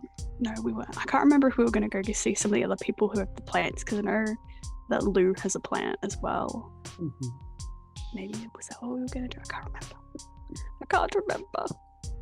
Well, there was the one Casey's always harping on about. Marcus. I think that was the one that. Not Marcus. What's his name? The other guy. Miles. Miles. Still started with an M, so I was close enough. That's Yeah, totally. They took the. That was the one plant that from them. That was the one that Casey had when Yeah. they like ashed it. Mm. They like Thanos did. oops. And then there's the one that Aaron was like carrying around, wasn't there? Yep, that's still at Aaron's house as far as I'm aware. Okay. Surrounded by salt, hopefully. Yeah. And I Why mean, like, salt? Aaron seems fine. Why not? You're so weird. Says you. So, I think maybe we should drop in on this Lou person.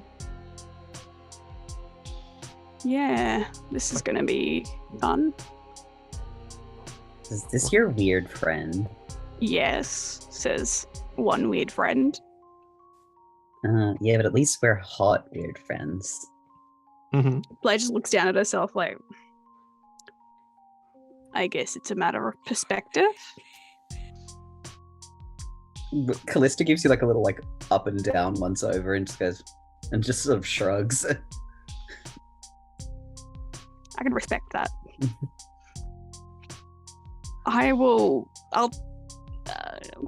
I'll call Lou then, and I'm gonna see if they're free.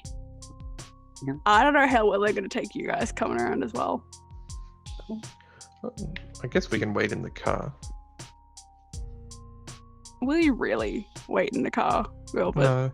Yeah, I didn't think so. I'm just gonna pull out my phone and call Lou.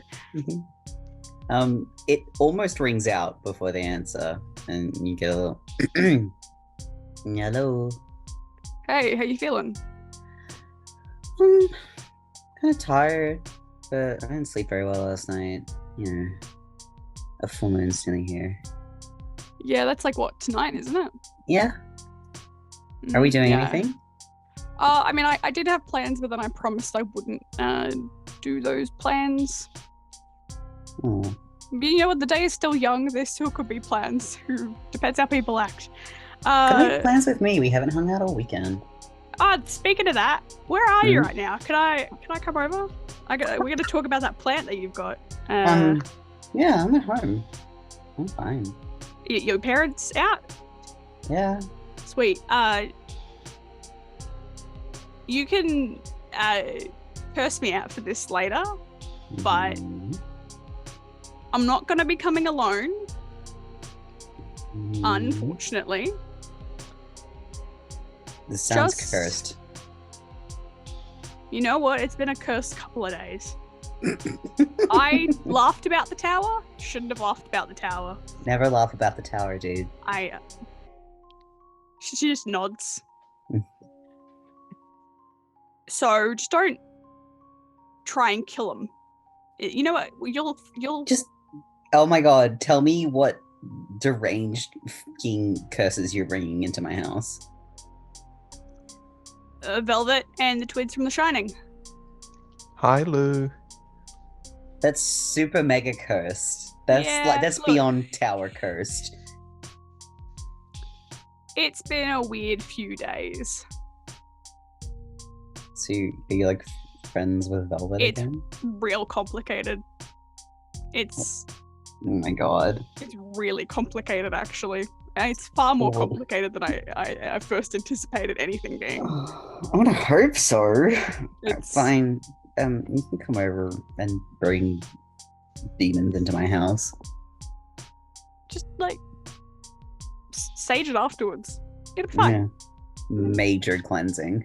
Yeah, just, salt spray the whole area. Bad vibes. Yeah. Can't believe you're bringing bad vibes into my house on the fucking day of the full moon. You know what? The worst vibes. Yeah, I can't deny it at this point. I'll see you in like a bit. Yeah. Alright. You and your bad vibes. Yeah. I'm just gonna hang up.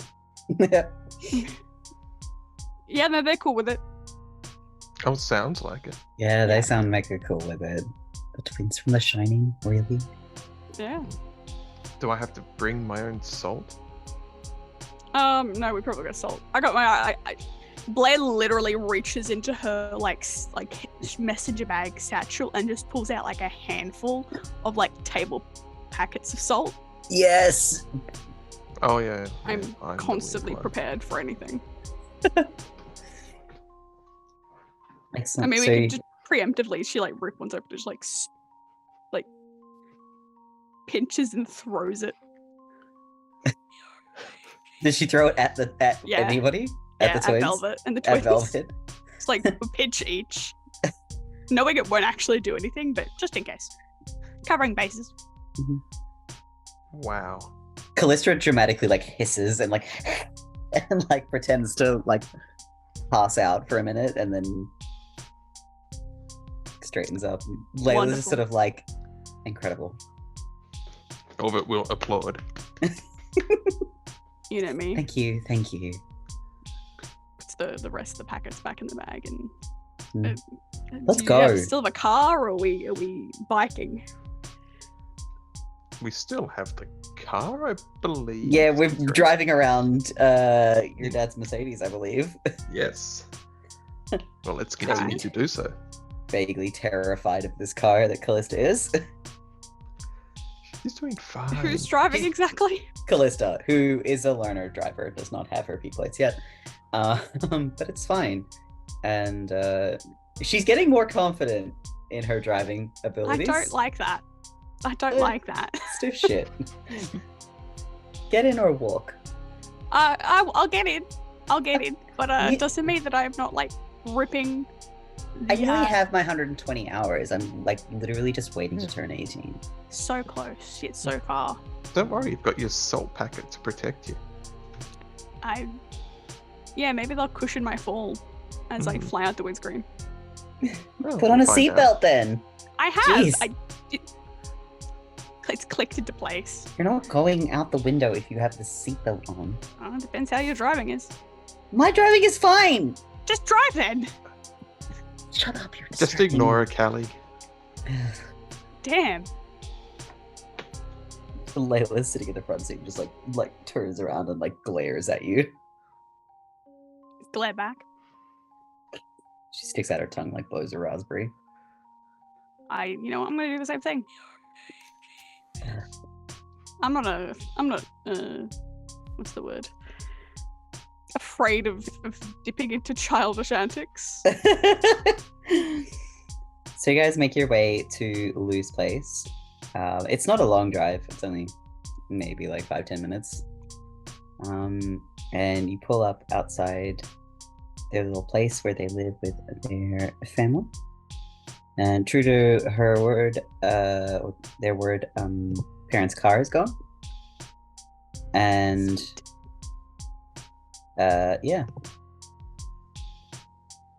go up and knock on the door, and yeah. Yeah, and I'll knock on the door, or even just walk in. I think at this point Yeah. in our Like, relationship, I feel like you guys are good friendship. enough friends. You just do that thing where you just walk in, just like, "Hi, bitch, Yeah. I'm here to eat all your food and pet your dog." Does Lou have a dog? I need to know. Lou does in fact have a dog. It's a Sweet. it's an Australian Shepherd. Nice. Yeah. You guys aren't afraid of dogs, right? Those are great. Layla just sort of makes a little bit of a face. I just open the door knowing that the dog will come bounding, probably. It does. It is incredible. You can hear its little nails skittering on the floorboards as it like barrels towards you around the corner, like comes around the corner to the hallway and like runs at you.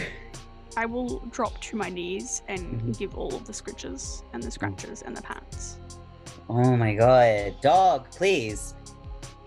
I swear, Dash loves you more than he loves me. Well, I do have a magnetic personality to all things but human, apparently. That's fair. Lilith, minions. She like they address Velvet as Lilith and then minions too. Oh, and you're a tasty little treat. I hate that. Well, I want to stand up and It's cute when it comes from anyone but you. So where's Plant?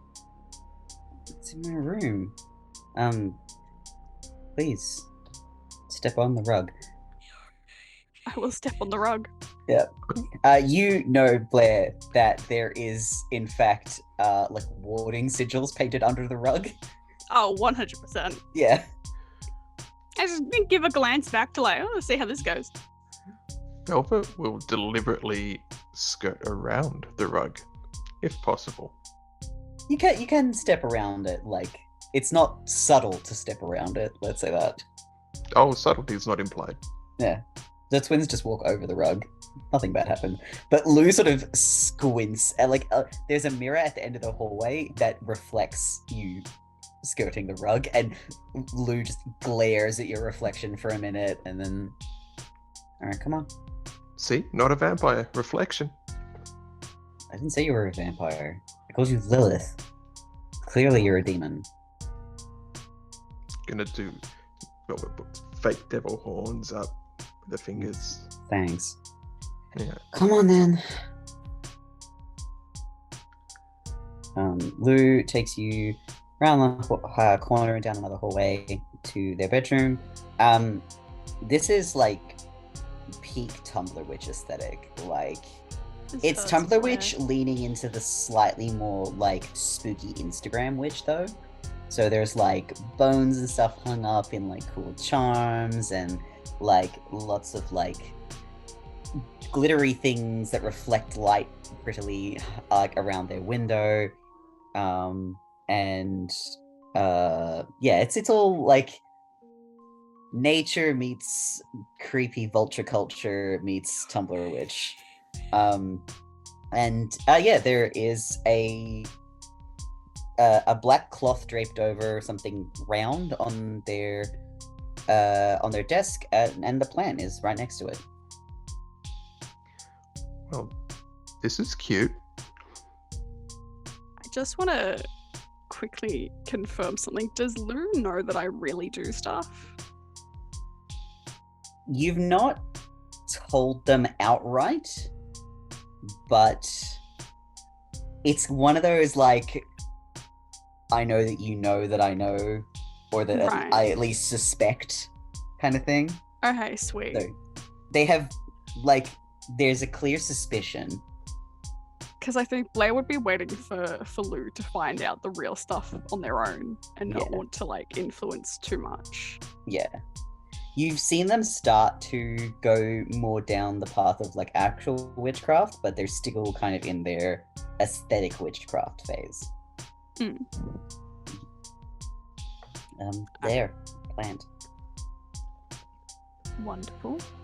How's the plant looking? It looks relatively healthy. It's a couple of the leaves are a little bit brown, but they're not. They don't look like they've like it's like from lack of care. They almost look burnt, actually. So Velvet how will... go ahead. No, you go, Velvet. So Velvet will go up to the plant and try to kind of sneak a peek at what's under that cloth next to the plant. Lou will sort of just be like, that's really rude to like, just fucking stick your nose in it, right? I slipped. Best behavior. Come on. If you must know, it's a crystal ball. It's a scrying orb. It has Does a it cloth work? over. Yeah, but you got to throw a cloth over it when you're not in the room with it. What? So like Sauron doesn't peek in? Is that it? No, so that when the sunlight hits it, it doesn't, refract light like a laser beam and a magnifying glass Set and the whole house burn on down fire. your house. I guess you Huh. could compare it to the Eye of Sauron, yeah. Yeah, it burnt the plant. That's why some of its leaves are singed. Oh, and Velvet will go out and pluck one of the burnt leaves off. Hey! Like this one. Oh, what? No. Did you feel that physically? Kind of. Alright, I'm gonna get a pencil out and I'm gonna like poke one of the healthy leaves. Can you... What? Why? What is that? Go outside the room and I want you to say yes or no when I ask you thing, alright? This is purely for science. Science. They push one of their sleeves up a little bit as they sort of rub their arm, and you can actually see that there are like a couple of lines that look basically like someone's held a magnifying glass against their arm like in the sun and kind of like burnt them in a line. But yeah, it's sort of like around near their elbow, or that kind of like bend in their arm. They sort of like rub their arm and then just go out inside the room. I'll play the game of I'll either poke the leaf with a pencil very lightly or I won't, but I'll still ask them like yes or no to see if they feel it or not, to see if like it was them just seeing it that was also doing it, or if it's a physical yes, there's some sort of connection here. Their answer, honestly, like when you poke the leaves, they're like, they're like, yes, I think, maybe. And they seem like they definitely think they can feel something, but they're uncertain about it. You can come back in. Was it more strongly when you could see the plant being touched? No, it was about the same. I just also don't want people to touch it. Why? It's my plant. I spent money on that. I'm trying to keep it alive. Alright, While Lou's out of the room, Velvet will uncover that crystal ball. It is it's about the size of one of those like extra large tennis balls, the ones that you can buy for dogs. So I'm trying to think. Yeah, so it's quite it's like relatively large, and yeah, sort of like if you join your like pinkies and your middle fingers and thumbs together, like yay big. And it's a mostly clear quartz, but it does seem to have streaks of like smoke in it almost. Might take that opportunity to just gaze into it and also gaze into the abyss if I could. Roll it for me. Oh yeah, right. My dark's -1, so not the best idea.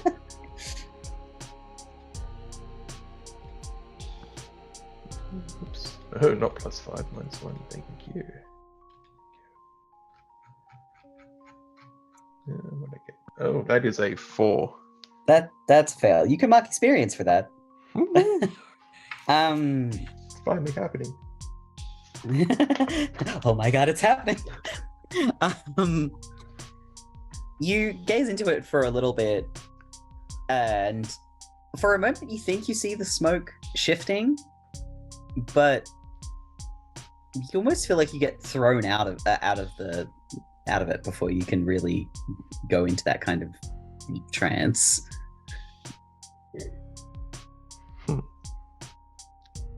Doesn't even work. Maybe it just doesn't like you. I don't understand why it wouldn't like you, but maybe it's because it's not yours. She's got a point. Perhaps you should stop snooping. I wasn't snooping. Blue comes back in at this point. It's like snooping. Cover it back up. Subtle. I was just communing with your Dark Lord. He wants you to build him an army. Rich. Real rich. So, I'm gonna get serious here for a second, Lou. Mhm. If that plant gets, knocked or seriously affected, you're going to die.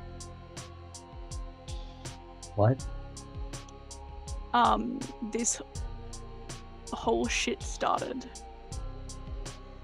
because of detention. Ms. Edith had a plant, and somebody who will remain anonymous knocked it down. Lou looks at Velvet and then looks back at Blair like, okay. And she collapsed. And we found out earlier, before we came here, that she died last night.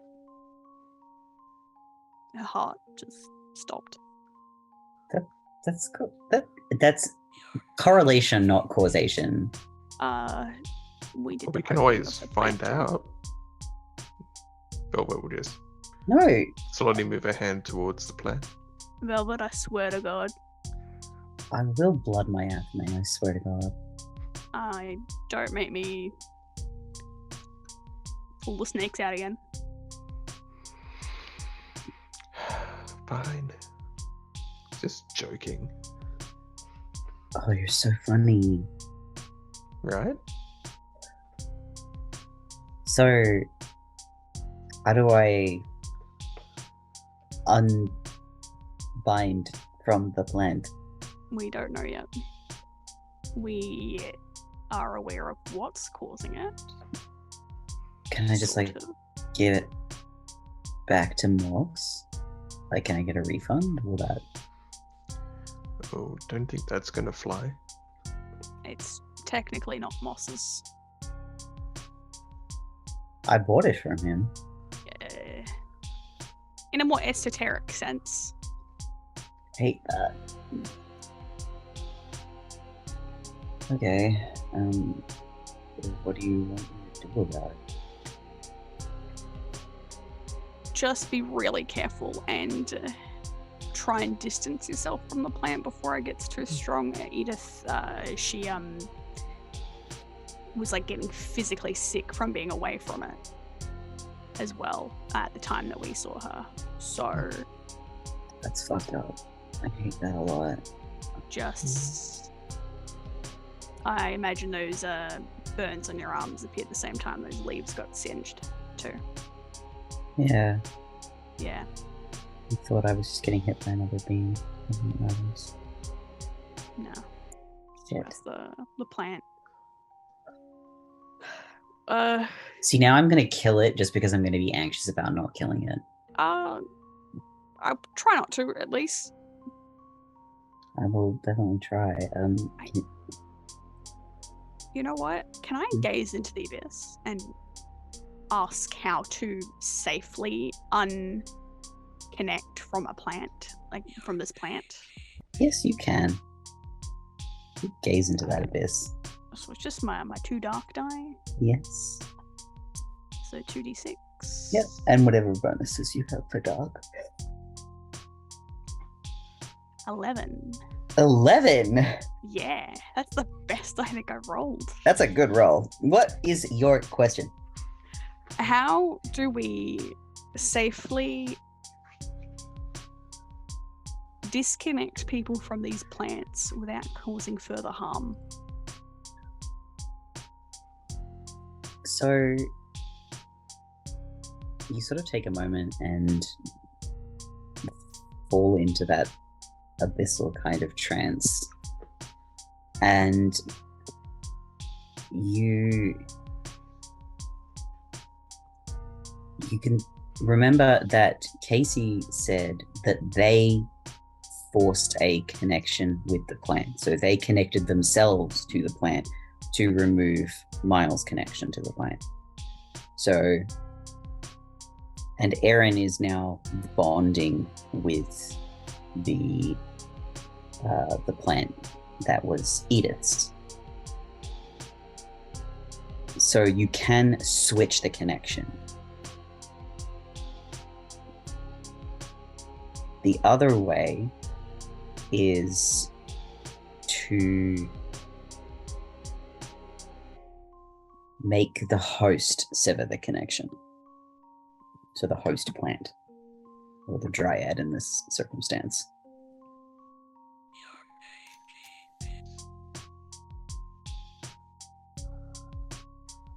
And you can take one forward, so you get a take one forward on resolving that, or addressing that vision. Okay. Get +1 to your rolls regarding dealing with that. We're dealing with the severing this plant connections. Excuse me. Alright, well that's helpful but also not.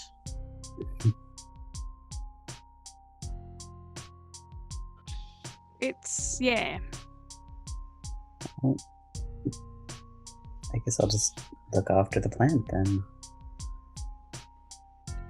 Just don't get attached, I guess, is what I'm saying. Edith looked literally green. Okay, but I saw her plant Chlorophyll. on her desk, and it looked like it was dying. At least my plant's healthy. Touch wood. And they knock Reflects twice the on their head. person.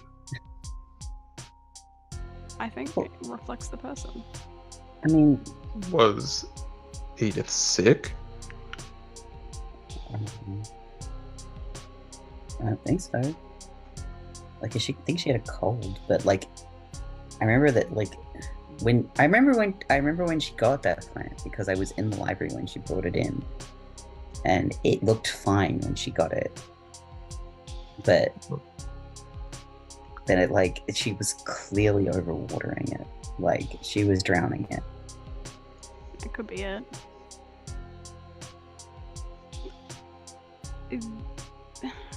Look, the connotation though of getting too sort of, I guess, attached to this plant is bad.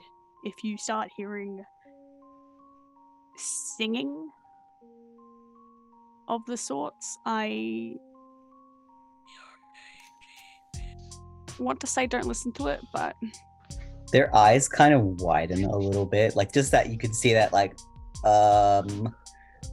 You've been hearing some that music. slight fear response. I may have heard it last night. I thought it was just someone down the street playing shitty music. no, it was trying to lure you to the grove. Sounds like fair folk bullshit, and I really don't want to get involved with the fair folk. I Try have a really Dryad. aren't they technically kind of? What if you put the salt circle around it? Like Aaron. I Yeah. did that as an emergency measure, Velvet. I don't know if it works. Can't hurt. Did you bring salt? Did I bring salt? Yeah. Lou just sort of shrugs and goes over to a little chest of drawers and opens it, and it's full of jars. And they pick one of the jars out, and it's full of rock salt. And they just unscrew the lid and sprinkle that little unbroken line around the plant and close it. There. Salt circle. I don't know if that's going to help. I'll be honest. I don't know if that'll help.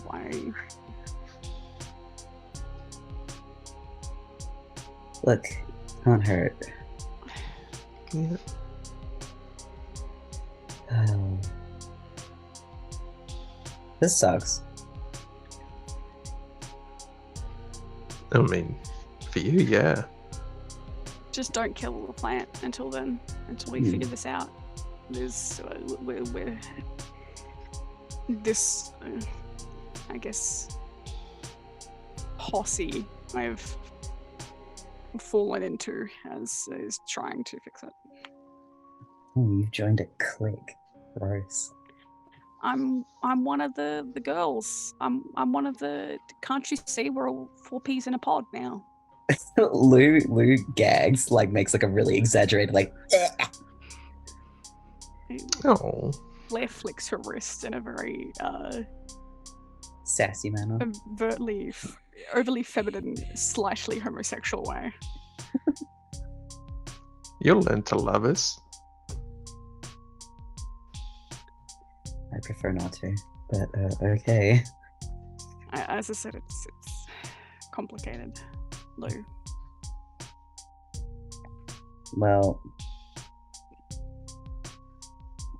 I guess I will look after the plant and I'll let you know if it gets any worse. Please. Okay. Do you guys want a drink? Yeah, please. What do you have? Tea. I was gonna make tea.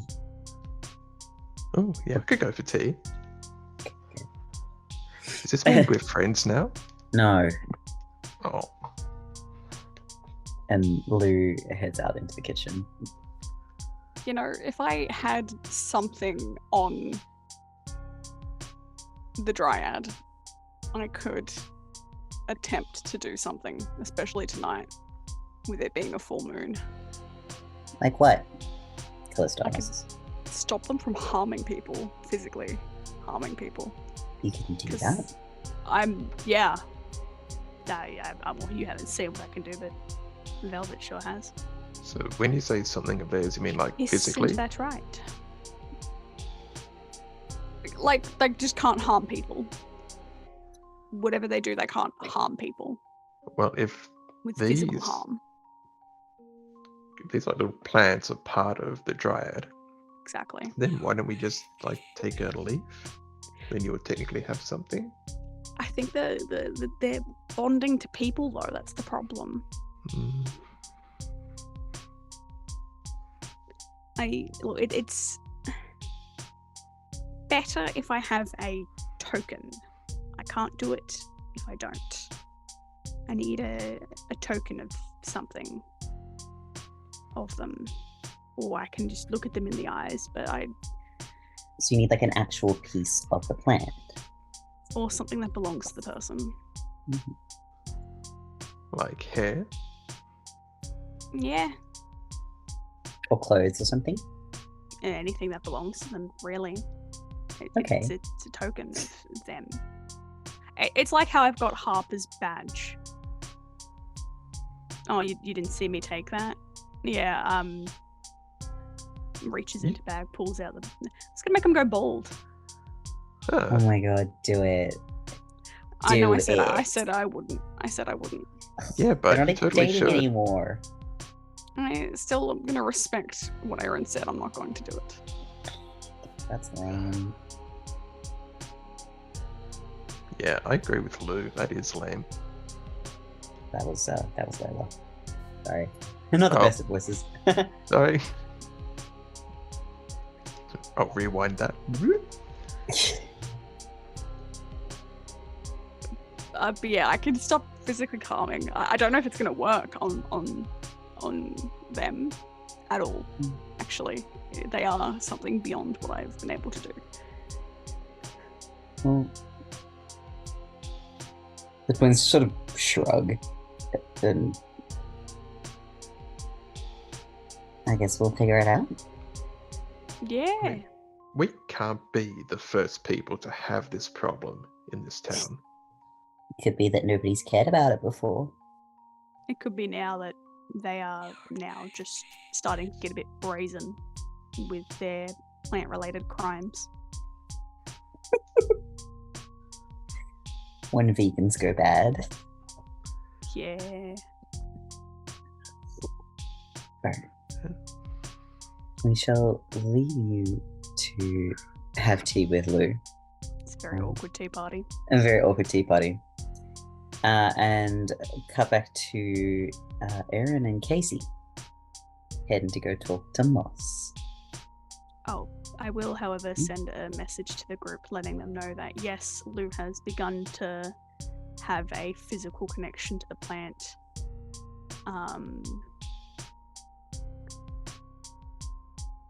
There's no way to break the connection unless it swaps over or we get Oakley to sever it.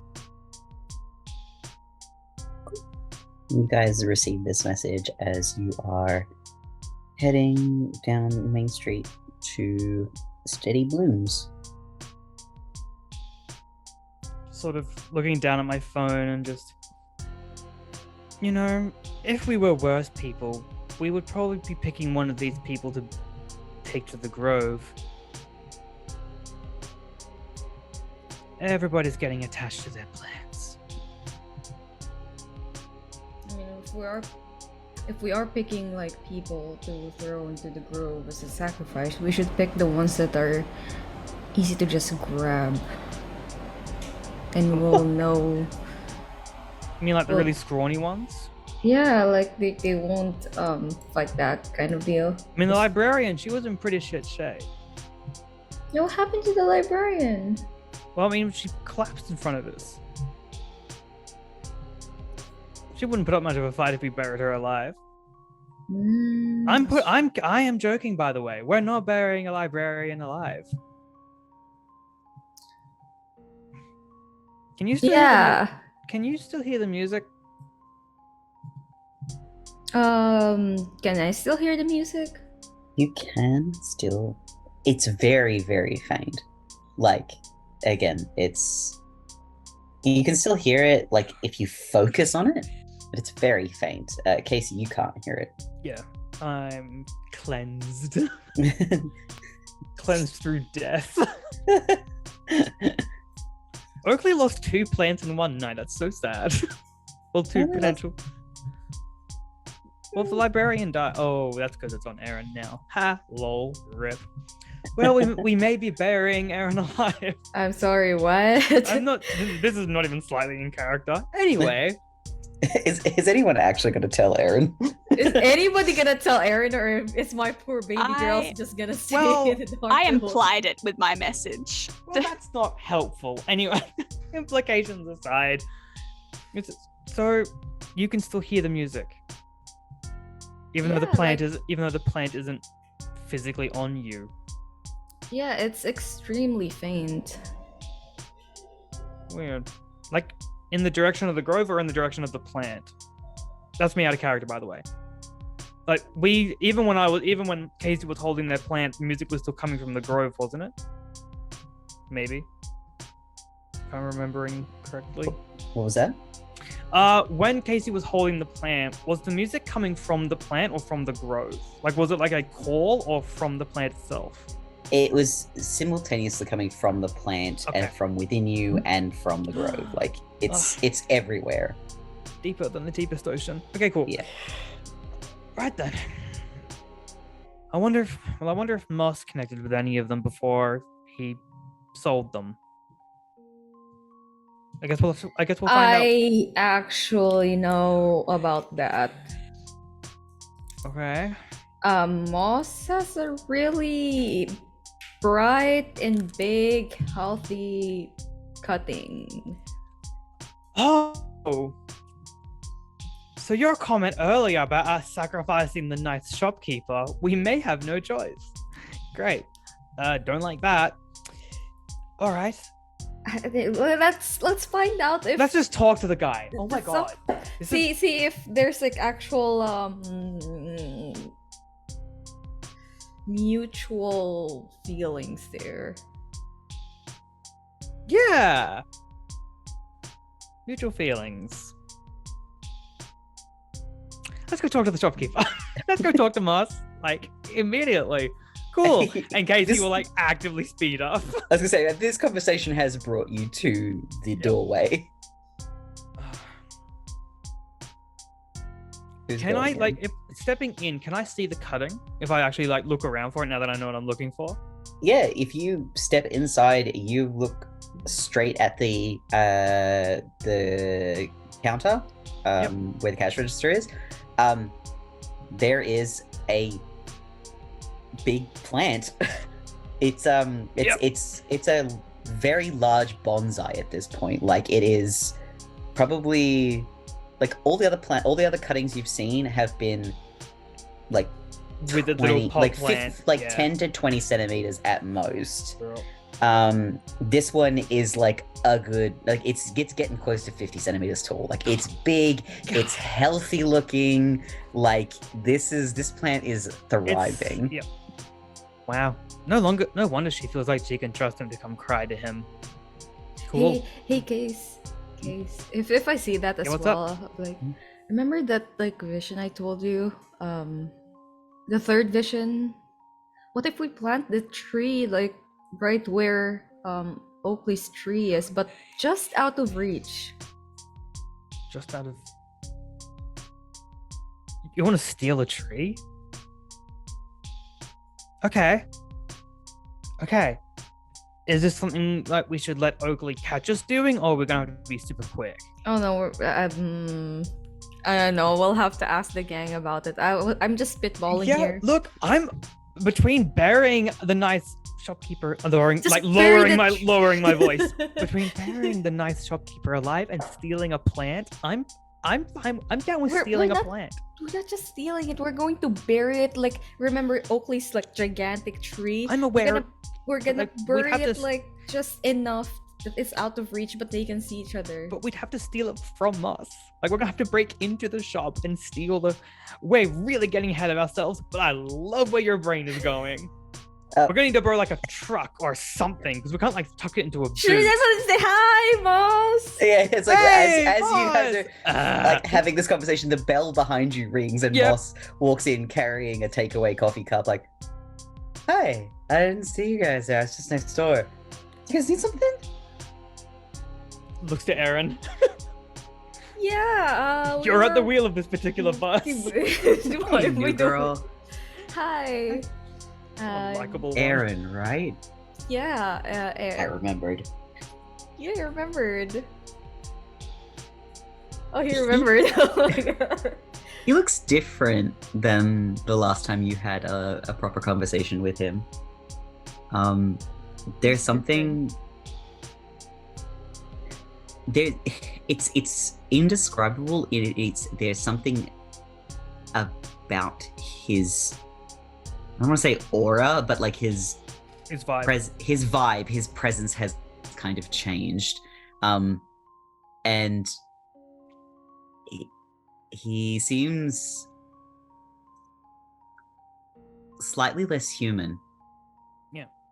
His humanity is a degree off the normal axis. Yeah. It's just after spending so much time hanging around strange supernatural beings, you're getting to be able to kind of pick up the vibe. Yeah. Oh my god, I'm surrounded by creatures. Welcome to Iluka Springs. It's like Sunnydale. Is that lame? This place is just like gay Sunnydale. Sorry. It's just cool. Hey, so Moss, right? Hi, I'm Casey. Yeah, I know. Oh. And I know, like, I mean, I talked to Z and her sister, and, you know, like, I just know people around town. I've been here for ages. Same. And it's like the first time you guys have met together? Well, they've never I'm not come really into my, the into my planty. store. Yeah, it's just one of those things that's never happened. Hey, so I was just wondering if I could like ask you about something if you've got a couple of minutes? Because there's something there's a problem I'd like to run something by you because like I'm out of my depth. Yeah, sure. Is it a plant question? It is actually, yeah. Always got time for plant questions. I never thought I would, but here I am. So, Horticulture catches you by surprise. Yeah, so like my friend Miles, he bought like a small Miles's sister bought, or did his sister? Yeah, it was his sister. Yeah, sorry. Miles is like, you know, one of those new cuttings in town, was bought just the one behind the counter. It's like one of those cuttings. Yeah. Well, my buddy Miles got his hands on one of them, and Did you want died. No, it's like it died super quickly, and we're just like, it really just it felt like it was within a day. It went from being fine, just getting off of you, to like brown and dead. And I was wondering, can that is that normal, or did he really mess up caring for it along the way? If it was within a day, I'd be worried it was something with my soil, but nothing. I've not had any other issues with any of my plants. Like, so it's not something to do with the plant itself. Like, none of the others have come back. Are you sure it was only a day? Well, like Aaron brought back the one of those cuttings as well, but it just looked a little bit overwatered. Like, yeah, Miles's one was not overwatered.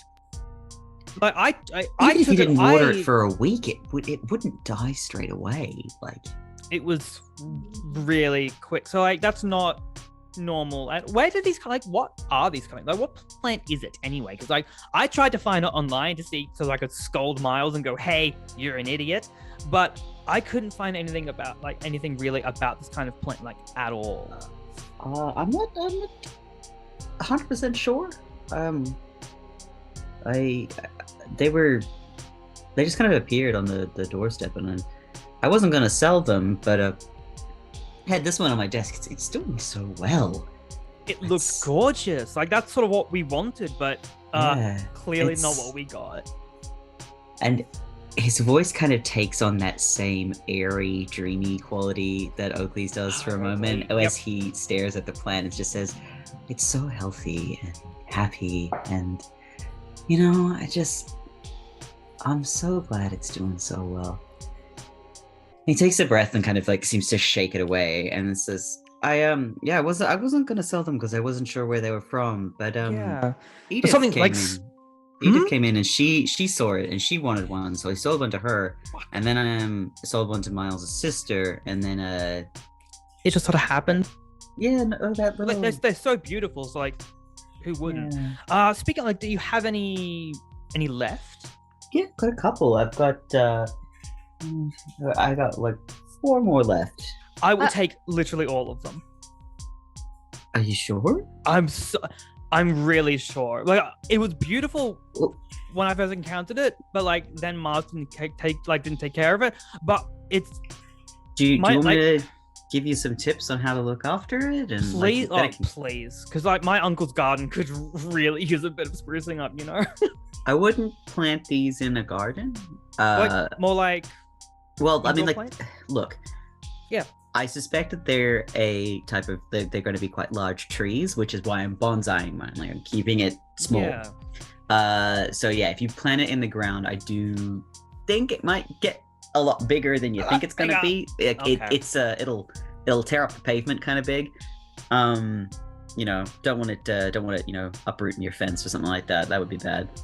You know, as totally. Trees are wont to do sometimes if you plant them too close to the fence, or you know, sometimes if you plant them over water pipes by accident, they, you know. Yeah, like you hear stories of like plants breaking into the water mains and things like that. Yeah, they do that if it's deep, if its roots reach deep enough and it can sense water, it will go for the water mains. I kind of have a really curious question though.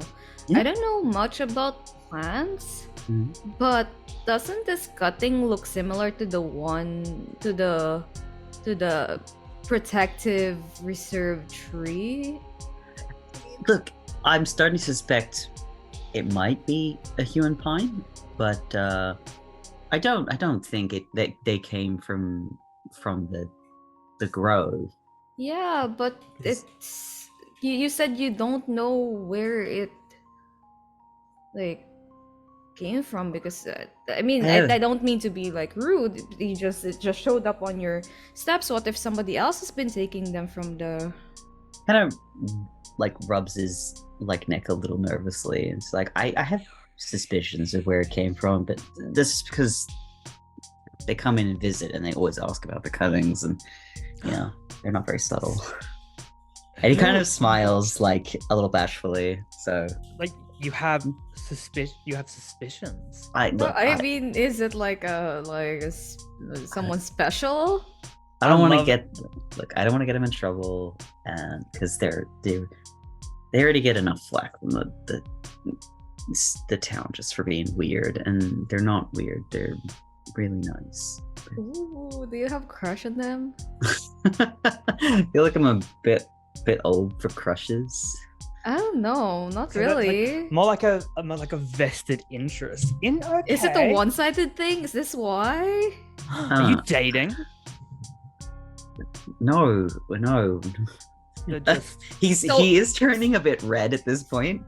So it's a it's- one-sided thing. I'm going to roll to turn him on and just sort of it can't just be a one-sided thing. Can I Roll also? with hot. Do it. Can I also? This is gonna go If terribly. you double team him, I'll make it a I'll combine your rolls and do an average. Okay. For free, Amazing. Aaron? That's a 3. Really? Are you Jesus. serious? You're like the worst at this. You're both no. So Wow. a 3 and a 7. You're both terrible at this. Yes. What's At that? least As Casey That's proved 5. last scene, Casey sucks at this. That's an average of a 5. We did great. You I should have just threw rolled by myself. it. Just roll by yourself. I should have just rolled by myself. I could have gotten something. Well,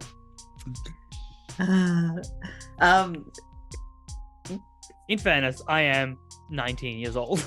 You are You know. both children, and Moss is nearly 10 years your senior. Really?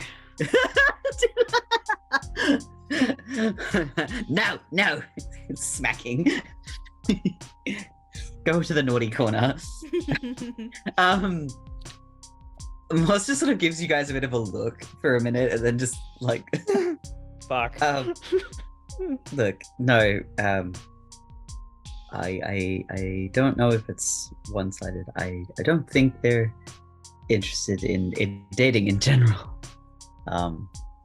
They are just a sweet person, and they are kind of misunderstood by this town.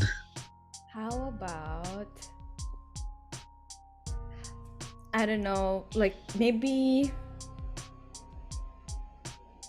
does this person come to you when they've got problems? Do they seek you out? Like you're the first person they seek out for comfort? I don't think anybody else really talks to them, so yeah, I guess they kind of do. So, what makes you think that they brought their? How would they get their hands on the cuttings? Like, what? Maybe they were. Yeah, I mean, like you can grow human pines in your backyard. True. That's true. Maybe they just have one in their yard. Like nobody knows where they live. Like maybe they just have one in their yard. Fair enough. That makes sense. Well, I would love to grab the other 4 off you, and any tips you could if you could write down some tips on a piece of paper or something, it would be a lifesaver. But I'd love to grab those 4. Absolutely, you got it. And he does. He goes under the counter and he pulls out a little. Oh, it doesn't go under the counter. It's like slightly behind the counter. And he pulls out a little tray that has the 4 extra cuttings on it. They are still in those little seedling those plastic seedling pots. Cute. And he gives them all a quick little go over with the watering can and then writes down a handful of notes for you on proper care and maintenance of these trees as bonsais. Yes. Excellent. Mhm. Cool. Yoink. 4 lives saved. It's fine. Hey, Moss. Yeah. If we can find like a evidence that this other person actually has mutual feelings for you, Oh my god. Yes. will you? I mean, I don't really. I'm not sure. I'm super comfortable with a bunch of teenagers like, meddling in my love life. It's not meddling. I'm just like really curious. It's like a romantic story, you know. It's because I got a feeling that the other person also has some kind of feelings, but both of you are not talking about it. And let's make a bet. A bet. Yeah. Okay. What kind of bet? I bet that I can get evidence that the other person actually has feelings for you. I don't even know who they are. I can. Oh, We have no idea, but we can always like ask around, giving Aaron a very pointed shut the fuck up while we're ahead look. So subtle. That's gonna be super subtle. so I'm sorry. It's a small town, and we can guess. Yeah, all right. No, it wasn't exactly secretive. All right. What do you win if you correct? You're plant cutting, and I point at the pot that's very healthy and happy.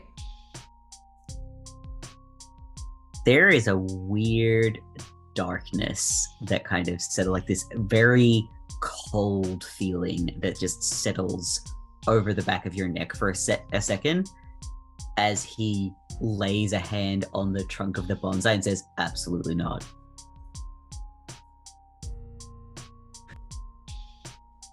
Who would we be to separate a man from his bush?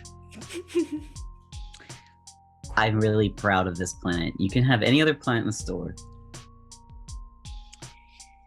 Yeah, but my plan was to give it to the person you like, but I guess not. If you can get evidence that they like me back, then I will give them the plant myself. Yeah, okay. And Aaron is just like squealing, I guess. This is like every every manga I've ever read. This is so sweet and oh my god. Alright, I'm grabbing Casey and then like Yep, we will definitely find evidence and you can give the plot yourself. Bye. Thank you for the plans. Bye. Bye. Aaron's just like my Wattpad fan fictions. Okay. Moving swiftly on. All right. Cool. We got a And, like, plan. once we're outside, what the fuck was that? It's did a we- plan. How did we trip and fall our way into victory? Not yet. We have to tell the others about this. Now we just need to keep this up. Oh my god. I had to tap into a side of myself I really didn't enjoy. Oh my god. Wow. It's like, oh, just unleash the inner velvet. Oh my god. Okay. Cool. So let's go meet with the. I need to get rid of that part of myself. Okay. Yeah. Let's go meet with the others. Let's go to Marcus. Yeah. Sure. Looking down at the bag of cuttings. What the hell do I do with these? Burn it. Yeah. I made sure I've already killed one. What's another 4? Let's just salt it and end this. Salt the earth. Choo choo choo. We'll do like the Romans do. Right, to Marcus's place. We're just walking, are we? Yeah. Okay, we're walking with a bag of cuttings. Amazing. You guys are heading to Marcus's place. Are you letting the others know that that's where you're headed? I'm gonna take a photo of the of the cuttings and send it in the group chat with like the words half a victory. Half a victory. Are you gonna let Marcus know you're on your way to this place? Nah, Nah. he's fine. Well, Marcus, what have you been doing? Depends how long it's been since, the last time he spoke or was in a scene. Well, I feel like it's probably been about an hour or so. Like, you guys all split up around midday-ish, and yeah, so you guys all split up around midday-ish, and then you were supposed to all meet up around 4. So I'd say at this stage, after your stuff that you've been doing, and then it's been about an hour since we checked back in on you. He would have just been reading, if not asleep. Passed out reading. What were you continuing to look? Were you looking for any extra information or anything? Yeah, he was following the adventures of his great uncle. Yeah. And any details he may have needed to note down regarding the sealing of said Dryad. Yeah. From what you can find in your great uncle's journals, there's no notifications about, or there's no notations about what was used to seal the Dryad back into the tree, but there is a reference to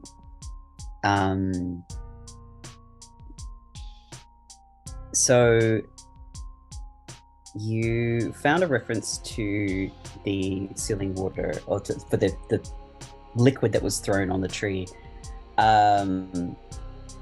being used to, or being a concoction of they call it a concoction to banish, and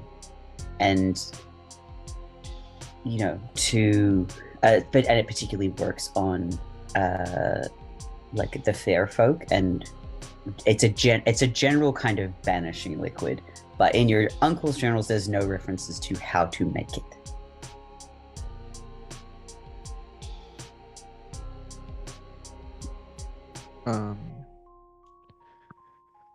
So is there a particular name for it? Just banishing liquid?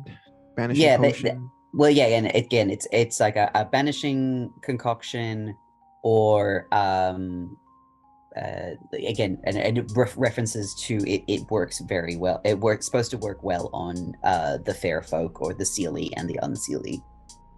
Right. Okay. Would Marcus know these terms? He knows what the fae folk are? Yeah, so that the fair folk and the seelie and unseelie refer to what is often colloquially called fairies, also known as the good neighbors or fae and stuff like that.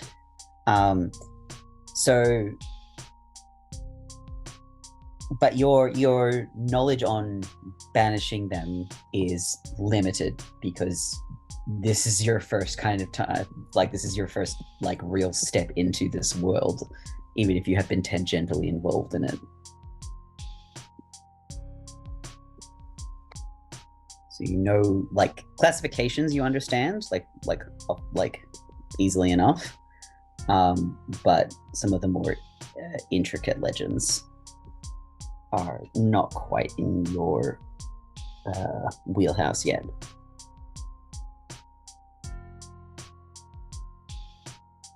Okay. Cool. So, since we have to wrap it up soon, do we want to wrap it up here, or do we want to get the whole gang back together before we wrap it up, just quickly?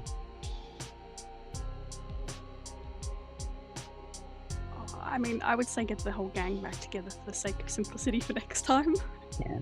Well, if Pacey and Aaron let everyone know that they're going to Marcus's place, then we can get the rest of the gang to Marcus's place relatively quickly and out. just knocked my headset. We can wrap it up with everybody arriving at Marcus's, if that's, and that'll hopefully only take us like 15 minutes. Okay. Does that work? Works Aaron? for me.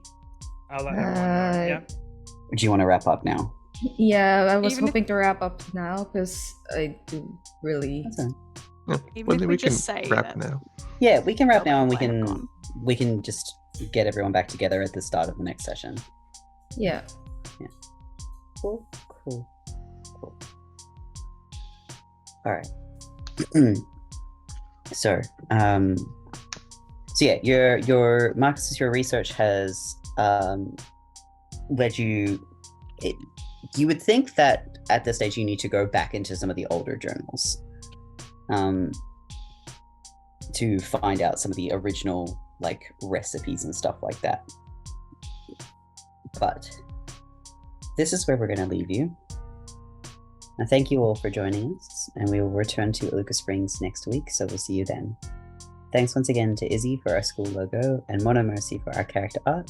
I'm Hollow, and I am your mysterious ST. You can find me everywhere at The Wild Child with an E on end. Velvet? Hey, I'm Matt, and I've been playing Velvet, and you can find me at Blazing Lobster on Twitter. Aaron? Hi, I'm Marina. I've played Aaron. You can find me over at The Overlord in Twitter. And as you are watching this, you are on my Twitch channel, so just follow the links down below. Casey? Hi, I'm Kai, and I am playing the most useless fucking lesbian in the world, Casey. You can find me at Primal Infinity pretty much everywhere. Blair? Ooh. No, yeah, Sorry. that's it. You can find me on Primal Infinity pretty much everywhere. I do a lot of different things. I'm sort of just shot blasting creativity at the moment, so you can find me pretty much everywhere at Primal Infinity. Blair? I'm Sam. I've been playing Blair, the ever tired. You can find me, pretty much anywhere at Plague Maiden with an underscore. The P and the M typically are capitalized. And Marcus? I'm Lou, and I've been playing Marcus, the sleepy chosen one. Beautiful. Thank you, everyone. And that's it. We're getting done here. Bye! Bye. Bye! Bye. Bye now.